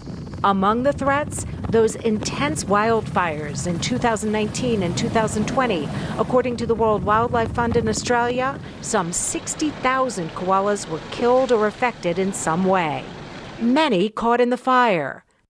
Some dramatically rescued. His eyes are quite clear. Australian Army vets work to save the surviving koalas. So we'll trim these, we'll give them a really good clean up, trim up the dead skin. But the wildfires aren't the only factor in population decline. Land clearing has stripped away the koala's natural habitat and food supply.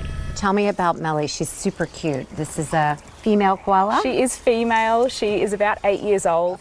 Caitlin Ondrachak cares for koalas at Australia's Moonlit Sanctuary. Caitlin, what would we lose if we lost the koala? When you think Australia, you think koalas, and they're an example of amazing adaptation. They have found a niche in an environment where it's really harsh and hard to survive. But they eat a food source that many other animals can't eat, and they get water from those leaves. They're up in a place that's safe for them at the top of the trees. They have managed to adapt to a harsh country, a harsh environment. Do you think we can still save the koala? Absolutely, but it requires acting now. We can't wait too late. We can't plant trees and have them grow up to be adult trees overnight. We actually have to plant trees now, thinking of where they're going to be in 10 years' time. The Australian government has pledged $50 million to save this national treasure, with measures including habitat restoration, health protection, and a national koala monitoring program. So now big tree planting projects are underway, with drones being used so that they can go across vast distances. So efforts are underway to try to save the koala. The koala is worth billions to the Australian economy, and also it's the right thing to do. Back to all of you. And you can only see them there in That's good, Australia. Sarah. All right, Sarah, thank you for that. These days, the news never stops. The morning's headlines change by afternoon, and by the end of the day, it's all totally different. So let's get into it. What's happening right now, what it all means for you for an hour every day. I get it. I know that it can be hard to keep up. So let's get started together and go from there. Hey, I'm Hallie Jackson, and we have a ton going on tonight. Here's the deal. Hallie Jackson Now, weekdays at 5 on NBC News Now. We'll meet Ukrainians who are defending their country one block at a time. When you were still in Kiev, could you hear the bombing? My name is Lester. Who's this? Sometimes the news can be difficult and overwhelming for kids to understand. Ukraine and Russia. Could you help me understand what's going on? So to help make sense of it, we've created a newscast just for them. We hope your family will watch Nightly News Kids Edition. These days, the news never stops. The morning's headlines change by afternoon, and by the end of the day, it's all totally different. So let's get into it. What's happening right now, what it all means for you for an hour every day. I get it. I know that it can be hard to keep up. So let's get started together and go from there. Hey, I'm Hallie Jackson, and we have a ton going on tonight. Here's the deal. Hallie Jackson Now, weekdays at 5 on NBC News Now. What happened here is a story of loss and salvation. There were residents who hung on for dear life. This is where you took shelter, in this closet. I took shelter right in this closet right here.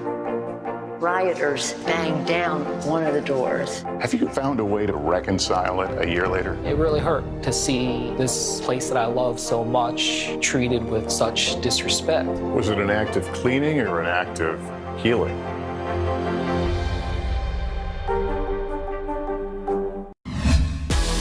Maybe April, but we're still talking about March Madness. That's because the men's and women's Final Fours are this weekend. Here to break down what to watch out for, our Coach K. Coach K. Our Coach K. NBC News national political correspondent Steve Koinaki. I got the easier to pronounce name of the two big That's things. true. Exactly. So let's start with the women tonight, and let's talk about that unprecedented run that the Huskies are on. The Yukon Huskies, and I gotta say, we were talking about this the last few weeks. Remember, the regional ran through Connecticut, so maybe they had a bit of a home court advantage. Yes, they did. But you got Yukon, you got Stanford, you got South Carolina, you got Louisville, you got a bunch of big names here. A combined between the coaches of these teams, 44 Final Four appearances. Wow. Half of those 44 go to Gino Auriemma with Yukon. The 14th consecutive Final Four for Yukon in games leading up to the Final Four since 2007. First, second, third, fourth round. They are an undefeated 56-0. However, since 2016, the last time they won a title in the Final Four, they are 0-4. So they are playing the defending champion Stanford. They have not actually won in the Final Four since 2016. So we'll see. A little bit of suspense there, maybe. Oh, so what do the odds say about who will win the entire tournament? Here you go. The South Carolina. And Craig's going to like this one. South Carolina, the overwhelming favorite here, 3-5. Remember, they're going to draw Louisville, who's sort of the party crasher here, if you will, in that first game in the Final Four. Yukon, Stanford, you can expect the war. Winner of this gets the winner of Carolina, Louisville, but the odds makers think the Gamecocks and Dawn Staley get title number 2. All right, so those are the women. Let's talk about the men for a second. How do they stack up so far here? So here's the bracket. I went the wrong direction with that. Here's the men's bracket here. We call it the blue blood bracket. Now, look, you got an 8 seed in the Final Four, but that's no ordinary 8 seed. The North Carolina Tar Heels have been a totally different team the last month. Carolina Duke, that's getting a ton of hype. Villanova, Kansas. And take a look at this. Since 1980, we say 1980 because it's when Mike Krzyzewski started his run at Duke. That's going to come to an end this weekend, one way or the other. Most Final Four appearances. Carolina's got the most with 14. Duke right behind with 13. Kansas with 10. Villanova, this is their third Final Four in 6 seasons. But here's the thing to point out. UNC, Kansas, they did it with multiple coaches. These are all Mike Krzyzewski coach Duke teams. By getting to this Final Four, he just broke the record of John Wooden. Most Final Fours all time for a coach. So Steve, talk about the UNC-Duke rivalry. That's the amazing thing. So we're saying since 1980, we know this is a great rivalry in general. Since 1980, a combined 27 Final Fours, they almost never make it in the same year. Look at this. Going back to 1980 until now, only 1 year did both Duke and UNC make the Final Four. They didn't play each other. That was when UNC was coached by Dean Smith. He got tossed with a few minutes left in the game. Duke ended up beating Kansas for the title. This is the first time since then that they've met, and this time they are actually going to match up against each other. And you could just see here, you highlight the titles that each of those teams has won here. This is the opportunity for Krzyzewski. This is the chance to get title number 6, to go out, retire on a national championship. John Wooden did it. Al McGuire did it. Could Mike Krzyzewski do it? This is the chance. If Michigan's not in, so I'm like, if Kansas can't do it, okay. Before we let you go, of the 4 remaining teams in the blue blood bracket, as you've dubbed it, who takes it? Who do the odds makers say? I'll show you who the odds makers say. They like Duke. They like the sentimental story. They think Kansas is the second choice. But I want to tell you, at the start of this tournament, I showed you my bracket. I picked Villanova. They got a player injured, Justin Moore. But I think Villanova's gritty. I think they're going to upset Kansas, and I think they're going to walk away with their 3rd national title since 2016. You heard it here first. Sticking with the Bam! Koinaki putting his neck out there. Steve, by the way, heading down to watch the tournament in person. He'll be in New Orleans, so we'll catch up with you there on Monday. Look forward to that. All right. Can this still end diplomatically with Vladimir Putin in charge of Russia? There's a Supreme Court nominee. What would it take for you to vote to confirm her? So I guess the question is, can this end with sanctions alone? If it's Sunday, it's Meet the Press.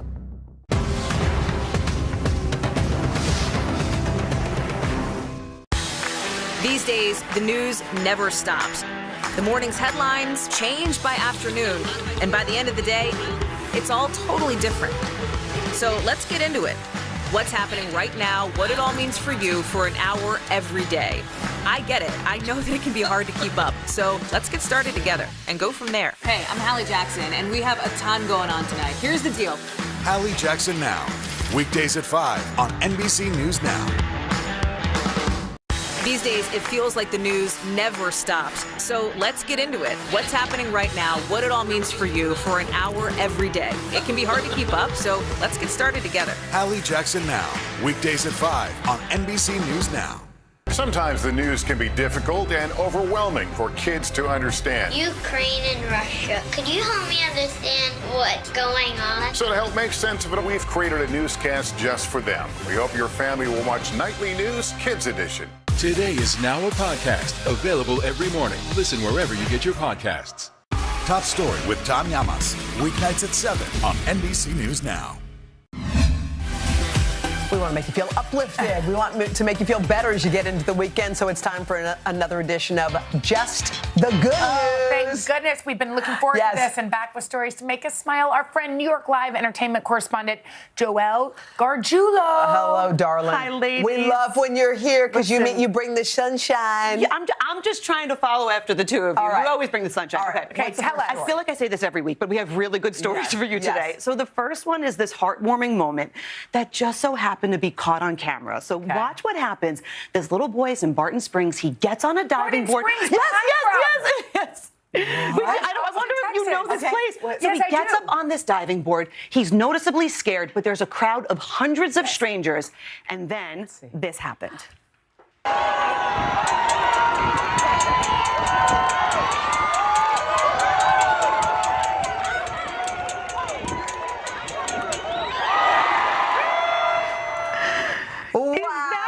Yes. Okay, yes. so Rob McNeil represent. I love it. I talked to the guy who shot this video, Rob McNeil. He said that the video doesn't even do it justice. It sounded like a sporting event. You are kidding. All right, we love a good proposal video. Yes, you got one for us? Okay, I don't know if Jerry's still here, but like grab the tissues. This is such a sweet moment of a groom getting the surprise of his lifetime on his wedding day. So this story requires a little bit of setup, okay? Okay. So when Brianna met Adam, she had a daughter, McKinley, from a prior relationship, and that the biological father was not in the picture.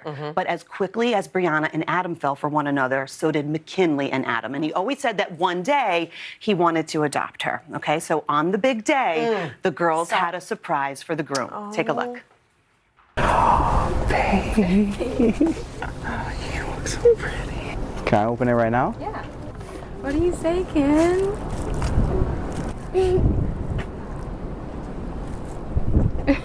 If I'm becoming a Hanson today, it's only right that she becomes a Hanson. Do you know what this means? It's on paperwork so that I can be your dad forever. I mean, okay, and I don't know if I want to marry him. I told you about the tissues. Thank you, Sal. You're the best. So I spoke with Brianna, and she said she's so happy. I've had so many fake eyelashes off watching that video. You have no idea.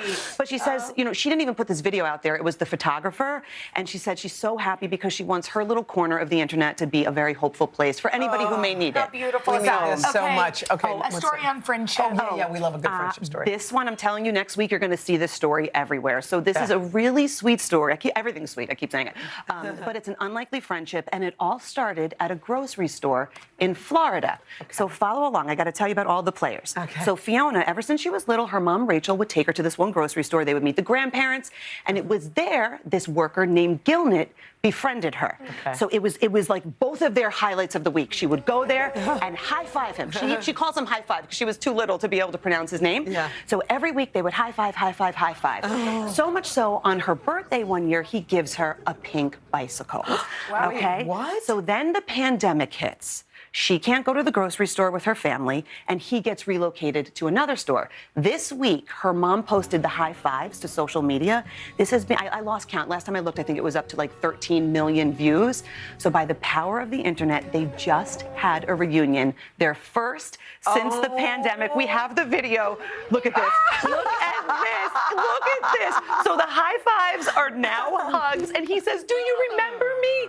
She says, "Of course I remember you. You're my best friend." Wait, you're my best friend? You're my best friend. And it's just like, you know what? I just want to high five Gilnet and all of the Gilnets out there, right? Like, you think about yourselves, you think about your kids. How many people like that never get the spotlight?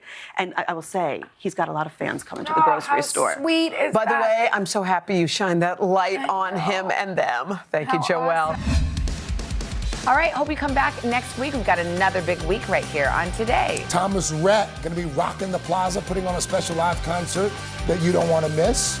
We'll see you next week.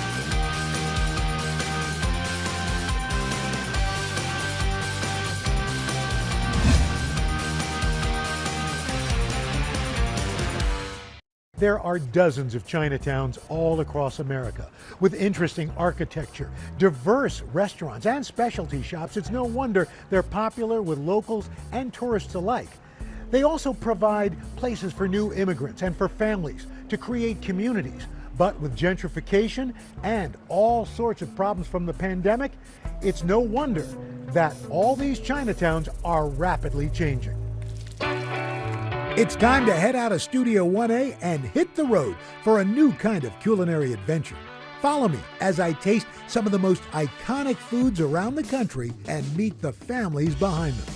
Together, we're going to learn how a good meal has the power to connect us to our past, our future, and each other.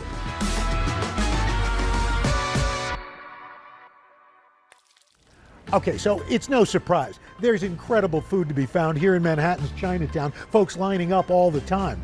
But there used to be Chinatowns in cities and towns, big and small, all across this country. In fact, the longest running family-owned Chinese restaurant is in a place you might never think of, Butte, Montana. At the turn of the century, Butte, Montana was a bustling mining town. The invention of electricity leading to a demand for conductors like copper. Mining boomed, the city flourishing. The demand for labor brought thousands of immigrants to Butte. They came from so many different countries, including Italy, Ireland, and China. It was the classic portrait of the American West, with gambling, saloons, even a red light district. By 1914, Butte's Chinatown was thriving with over 60 Chinese-owned businesses. Now we're going to prepare broccoli beef. My name is Jerry Tam, and I'm the owner of the Pekin Noodle Parlor. The Pekin first opened as a tobacco shop and casino run by Jerry's great-uncle, Hum Yao. 2 years later, Hum adding a restaurant, and the Pekin Noodle Parlor was born. This building has 3 different levels. The top level obviously is the Pekin Noodle Parlor, and then the second level on the main street used to be a herbal medicine shop. That shop was run by Jerry's great-grandfather, Tam Kwang Yi. And it's crazy to think that, everything came over from China at one time. Like, they didn't make soy sauce in America. The noodles were fried and brought over on ships because they didn't make fresh noodles. So the history of this place really holds true that this is a Chinese restaurant, from Chinese immigrants. I met up with culinary historian Grace Young to learn more about America's earliest Chinatown. Where was the first Chinatown and how did it get started? The first Chinatown is San Francisco. The first Chinese came to California for the gold rush, and that was 1848. And they came because America needed cheap labor. And so from gold rush, they ended up doing farming, manufacturing, and then eventually they worked on the Transcontinental Railroad. And the first Chinatown formed because America wanted cheap labor, but they didn't want the Chinese to live with whites. So they were ostracized from white communities. So talk to me about that first wave of Chinese immigration to the U.S. The Chinese came from southern China, principally from the area of Canton, and there was tremendous prejudice against the Chinese. They were lynched, and because the Chinese were willing to work for lower wages, they were seen as the reason why Americans were suffering so much. So the blame was unfairly placed on the Chinese. In 1882, Congress signed the Chinese Exclusion Act into law. It banned Chinese from migrating to the U.S. It marks the only time in American history that an entire race or ethnic group was banned from immigrating. But the interesting thing about this Exclusion Act was that there was actually exemption for Chinese tourists, students, teachers, and also merchants. A landmark court case in 1915 classified Chinese restaurant owners as merchants. And it gave them a way to circumvent the Exclusion Act of 1882. It was this exemption that allowed Jerry's great uncle to open Pekin Noodle Parlor in Butte, paving a path for more family members to immigrate to the U.S. and help the business.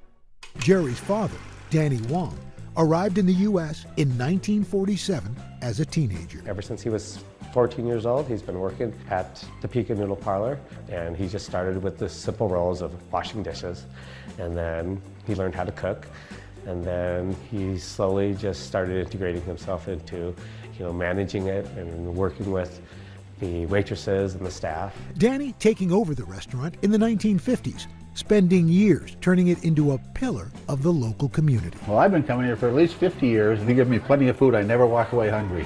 I love coming to work because of all the people I work with. Like, they choose really nice people. And my father probably employed over 10,000 people at this, throughout his whole entire life. So it's interesting to know that there's nearly 5 to 6 generations of people that, have worked here.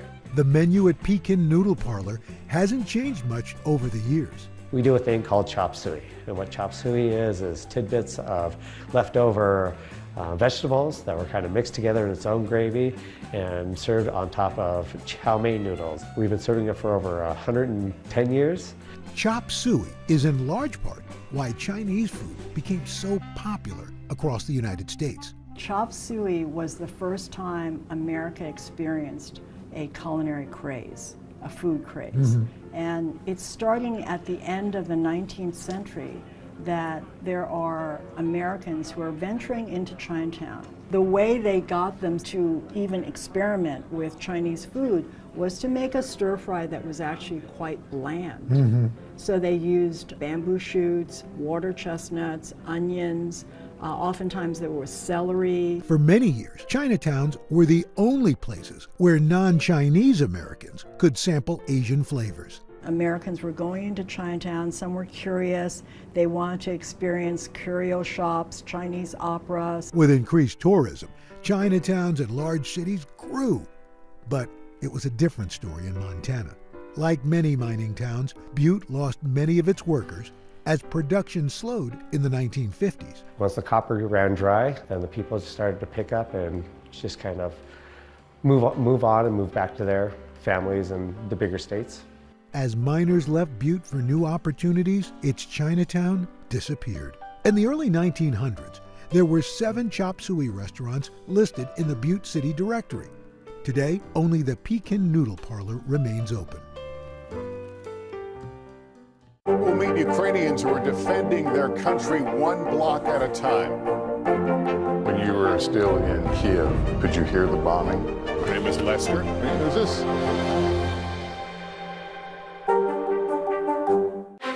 Can this still end diplomatically with Vladimir Putin in charge of Russia? There's a Supreme Court nominee. What would it take for you to vote to confirm her? So I guess the question is, can this end with sanctions alone? If it's Sunday, it's Meet the Press. Making Space, the inspirational podcast from Hoda Kotb. Listen now. What happened here is a story of loss and salvation. There were residents who hung on for dear life.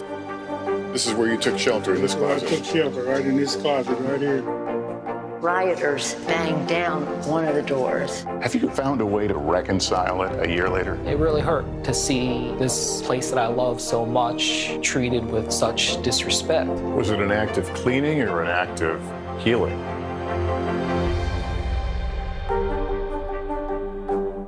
We're here to start conversations about the big things happening in our world, because it's not my job to tell you what to think. My job is to think about what you tell me. Now Tonight with Joshua Johnson, streaming weeknights at 8 on NBC News Now. Today is now a podcast available every morning. Listen wherever you get your podcasts. For breaking news in our changing world, download the NBC News app.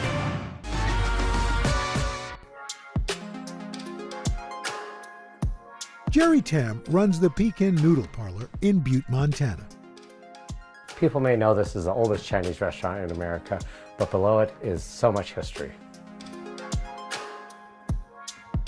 Despite Pekin's historic status, Jerry says he was never pressured by family to join the business. I never learned to cook until I came back in around 2009, because like any Asian American, my parents wanted all of their kids to go to college, so we all went to colleges around the nation and to get a better education, to become a lawyer, a doctor, and what have you. But I went into fashion, and what was great about that is I got to see the world because of it. In 2004, Jerry even appearing on Bravo's Project Runway. But a few years later, family duty calling him home.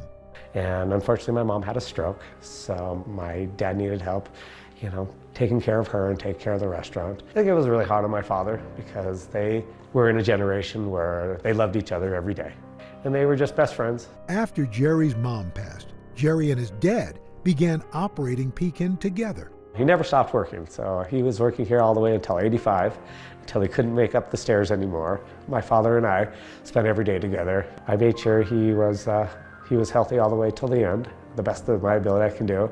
My father passed in November, and it was really, heartbreaking. He didn't want to say goodbye to my sisters or me or this restaurant or the community. He loved Butte, Montana. Jerry now runs Pekin Noodle Parlor with his cousin Nelson. Together, they're working to preserve a family legacy and keep a piece of Chinese American history alive in an unlikely place. I've been asked the question, what is the future of the Pekin? And the best answer I can give you is, let's just keep it the same. Let's not change anything, because that's what people come here for. They need to have their parking spots, they have their booths, they have their favorite place to sit at the bar. I don't think they want any change, because this is a place that feels like home. Top Story with Tom Llamas, weeknights at 7 on NBC News Now. To stand on the edge of the cliff and jump takes a lot of guts. If I never got to sing another song, I would still feel the joy that I feel right now. We are meeting people one after the next who've made profound changes. It's the little moments that are the transforming moments. Oh my gosh, I never thought of that. Oh my gosh, I could apply that. I want to stop for a second. In season 2, I think you're going to be blown away by the life lessons. Join Hoda for new episodes of her podcast, Making Space. Listen now. Sometimes the news can be difficult and overwhelming for kids to understand. Ukraine and Russia. Could you help me understand what's going on? So to help make sense of it, we've created a newscast just for them. We hope your family will watch Nightly News Kids Edition. Making Space, the inspirational podcast from Hoda Kotb. Listen now. Sometimes the news can be difficult and overwhelming for kids to understand. Ukraine and Russia. Could you help me understand what's going on? So to help make sense of it, we've created a newscast just for them. We hope your family will watch Nightly News Kids Edition. Top Story with Tom Llamas, weeknights at 7 on NBC News Now. We're here to start conversations about the big things happening in our world, because it's not my job to tell you what to think. My job is to think about what you tell me.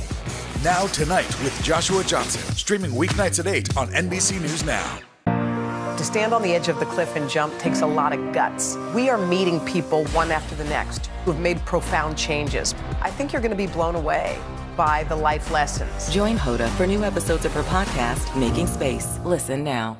Today is now a podcast, available every morning. Listen wherever you get your podcasts. Top Story with Tom Llamas, weeknights at 7 on NBC News Now. For breaking news in our changing world, download the NBC News app. While New York City is home to America's largest Chinatown, the honor of the oldest goes to San Francisco, and that's where the Far East Cafe is located. It is one of the last remaining historic Chinese banquet halls. After a 2-year hiatus, this celebrated venue hosted the 64th annual Miss Chinatown USA pageant, a Lunar New Year tradition.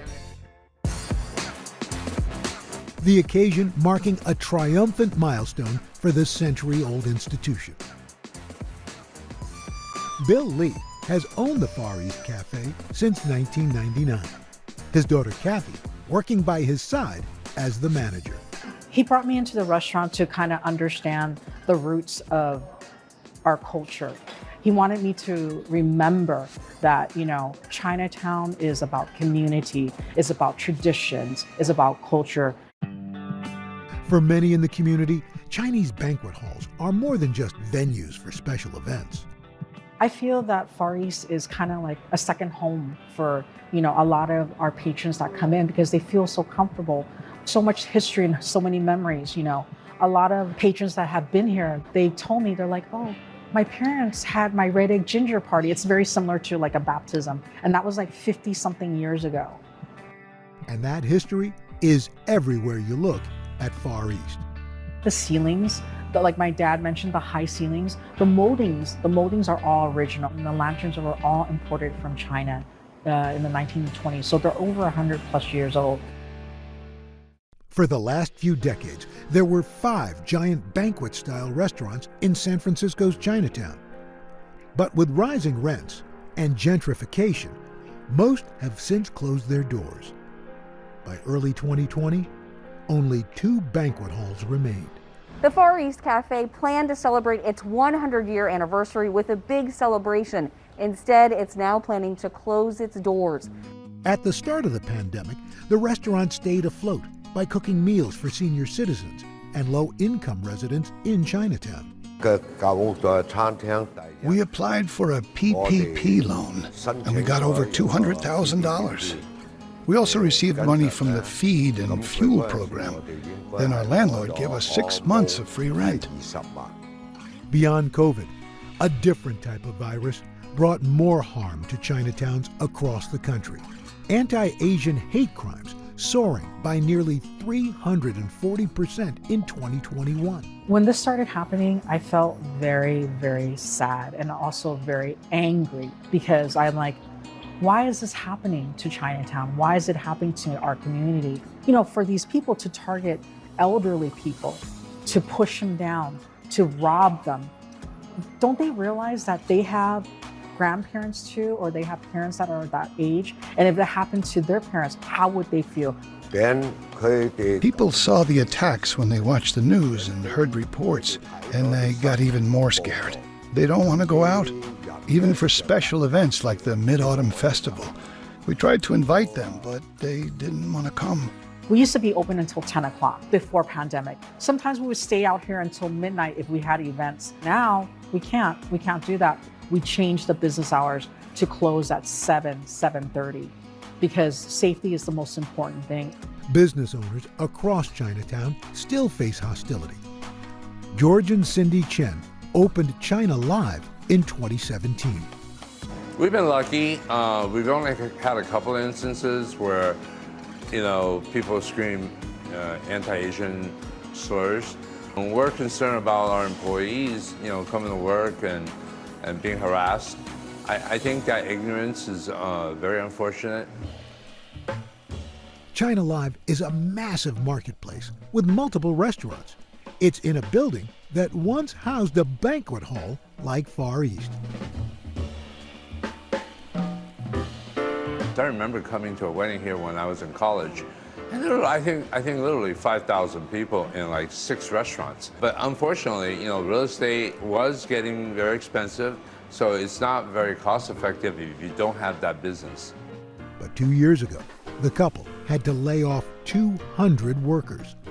However, with the support of partners, George and Cindy were able to pivot their business on a few fronts. We did, the ghost kitchen was selling outside our box. So we have 10 locations in the Bay Area, from San Jose to Berkeley, and they can order food from those ghost kitchens. Ghost kitchens prepare restaurant-quality food exclusively for delivery or takeout. We sold so many Peking ducks, we didn't know what to do with all the duck fat. So what do? You make popcorn with it. So that's why we have a duck fat popcorn. As business picked up, China Live was able to rehire 100 workers. Despite an uncertain future, these restaurants remain hopeful that business will rebound. More police presence, people are more, as a community, standing up for ourselves, making sure that we have like the buddy system, making sure that we're together and we feel safe, that we're walking together, that we have each other's back. I mean, dining out is an essential part of life, right? I mean, what more fun is to look forward to having dinner with friends you haven't seen at a new place or old favorite place? But some old favorites just can't be replaced. During the pandemic, many restaurants have shut down. Far East is now the biggest restaurant in Chinatown. If Far East closes, there won't be space big enough to host large events for the community. We were overjoyed having that Miss Chinatown USA event here, a press conference, and just being able to reconnect with the community. It warmed my heart. And my dad was just like so overjoyed that people were coming in just to celebrate.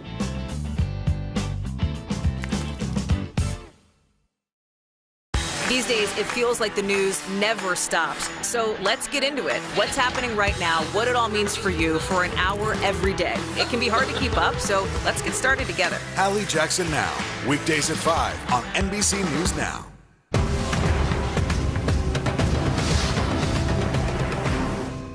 To stand on the edge of the cliff and jump takes a lot of guts. If I never got to sing another song, I would still feel the joy that I feel right now. We are meeting people one after the next who've made profound changes. It's the little moments that are the transforming moments. Oh my gosh, I never thought of that. Oh my gosh, I could apply that. I want to stop for a second. In season 2, I think you're going to be blown away by the life lessons. Join Hoda for new episodes of her podcast, Making Space. Listen now. Can this still end diplomatically with Vladimir Putin in charge of Russia? There's a Supreme Court nominee. What would it take for you to vote to confirm her? So I guess the question is, can this end with sanctions alone? If it's Sunday, it's Meet the Press. To stand on the edge of the cliff and jump takes a lot of guts. We are meeting people one after the next who've made profound changes. I think you're going to be blown away by the life lessons. Join Hoda for new episodes of her podcast, Making Space. Listen now.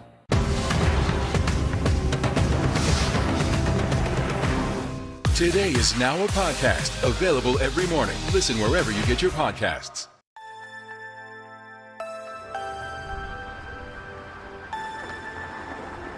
To learn more about the future of Chinese-American restaurants, I went to visit Chef Lucas Sin in New York City. This savvy chef is on a mission to save mom and pop shops from closing and putting a spin on the classics. Hey, nice to meet you. Good to see you. All right, can't wait to talk and taste. Come in here. Lucas was born and raised in Hong Kong. Growing up, he had never heard of dishes like General Tso's chicken. What was your first experience with Chinese American food? Yeah. And did you go, what the heck is this? I was here for summer camp, and on Tuesdays, at 10 o'clock or so, right before bedtime, this van would pull up in the front of the school, and you could pick between sesame chicken, General Tso's chicken, orange chicken with broccoli and fried rice or white rice or whatever it was. The first thought was that this is ridiculously delicious, whereas it's been my whole life. And the second thought is that what in the world is the difference between orange chicken and General Tso's chicken and sesame chicken? Why is there so much that I don't understand about this if last time I checked it was Chinese? Lucas actually studied cognitive science at Yale, but he always had a passion for cooking. His summers spent training in award-winning restaurants in Hong Kong and Japan. After graduating in 2015, Lucas opened his first restaurant with Yale classmate Yang Zhao. Junzi Kitchen is a fast casual chain that serves modern Chinese fare. But Lucas remained passionate about the Chinese American cuisine he first tasted as a boy. So how did Chinese American food, the food that we have become familiar with, how did that develop? How did that happen? Now, Chinese takeout is interesting, right? Because it's all over the United States. So these folks come in, they apprentice in a restaurant, they learn those recipes, and they then go move somewhere on else, right? to open their own Exactly. restaurant. And then their cousins come from Fujian, and then those recipes are passed on. And there's a remarkable similarity to these dishes. Despite the popularity of Chinese American food, many family-owned restaurants that once dotted Chinatowns and other urban areas have been closing for years. Opening restaurants is really difficult, and running restaurants is perhaps even more difficult. These moms and dads open these restaurants so that their kids can go to university and become lawyers and doctors and television hosts and whatnot. And now they're finally able to do that. They don't need to run these restaurants anymore, right? Suddenly livelihoods have changed. That's a good thing. Lucas and Young hatched an idea to help smaller businesses in 2019. Nice Day seeks out restaurants facing closure, then works with the owners to remodel the space and update the menus. The pandemic stalled the team's initial plans, but the second location in Long Island is slated to open this spring. It's important to me that these new Chinese American takeout restaurants that we're building called Nice Day work with the previous generation of owners, because they have a lot of knowledge that we don't. They know their customers, they know what sells, they know how to cook these dishes, they have recipes. You raise an interesting point, Lucas, in that you talk to these retired Chinese restaurant owners. Is that part of the sense of trying to memorialize what could be lost? Now, preserving recipes is part of it, but the other important part is preserving the way business is done. Chinese takeout restaurants are one of the few restaurants in the world that if they're open from, let's say, 11 to 10, the work hours are 11 to 10. They don't have any prep hours. The same cooks that do the wok stir fries are also prepping during the day. It's ridiculously efficient, and it's got to do with the setup and the way that the kitchens are run, but it's also important to us that we give back to this last generation and that we can make sure that owners who want to retire can retire well, and that that legacy can be preserved in a new type of American Chinese takeout restaurant. While Nice Day pays homage to popular Chinese American recipes, Lucas has been celebrated for his innovative fusion dishes. In 2021, he was named one of Food and Wine's best new chefs. We serve a Mache mac and cheese here, which is a variation on that dish. It's fusion-y and it's silly, and it's just an attempt to do something ridiculous. It doesn't make any sense. It betrays every chef sensibility that I have, but unfortunately it's delicious and it's interesting and it gets people talking. Finally, it's time to eat. Lucas showing me how to make his signature dish. How do we get started? So the Mache mac and cheese, the mac and the cheese elements are rigorously American. This is elbow macaroni, right? Cooked halfway, and this is Velveeta. But the Mache element is going to be in the form of a Mache sauce, if you will. The last two elements that really sort of take this over the edge is Chinese sausage. Oh. It can function like bacon, and some dried shiitake mushrooms that we've rehydrated. So to start off with, we're just going to cut a couple of things. And this tofu we will then put into the deep fryer. This concludes the chopping portion of our program. Next, garlic and ginger are cooked till fragrant. Then, spicy bean paste and soybean paste are added to start the sauce. Mushroom broth is added, the mixture brought to a boil so the flavors infuse. Can I give that a try? Yeah, absolutely. Okay, here you go. So your left hand's on the wok? Yeah. Yes.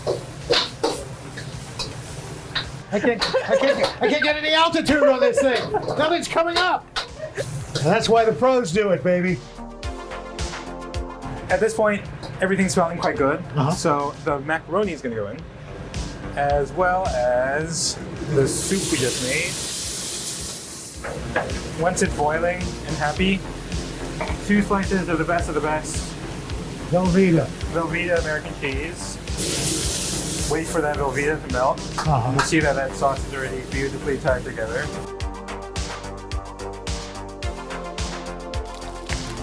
We like to plate this dish in the Chinese takeout box. Oh, wow. Because it's silly. Why not? It's fun. Boom. Some fried tofu puffs as croutons go over the top. That's a little bit of texture. And the homage to the original mapo tofu. These fresh scallions are actually really important because they cut through the heaviness of the original dish. Wow. Just a little spice, the creaminess, the crunch of the tofu. I hope you get a little bit of the Chinese sausage, yeah. Whoa, you've never had mac and cheese like this. Amid a global pandemic, changing family dynamics, and anti-Asian racism, Chinatowns across America and the communities that sustain them face a challenging road ahead. Every business that is open right now is still fighting for its life. And I think that the best way to fight the anti-Asian hate is to show our love for the community. Come to Chinatown or your local Asian American Pacific Islander restaurant, store, market, give them your business. We have lost so much during the pandemic, and I think it makes us all so much more conscious that we have to protect what we love. Good morning. Easing the pain. Gas prices down slightly overnight after President Biden orders the release of 180 million barrels of oil from the nation's emergency reserves. This is a wartime bridge to provide a historic amount of supply for a historic amount of time. Will it be enough with the busy summer driving season around the corner and Russia's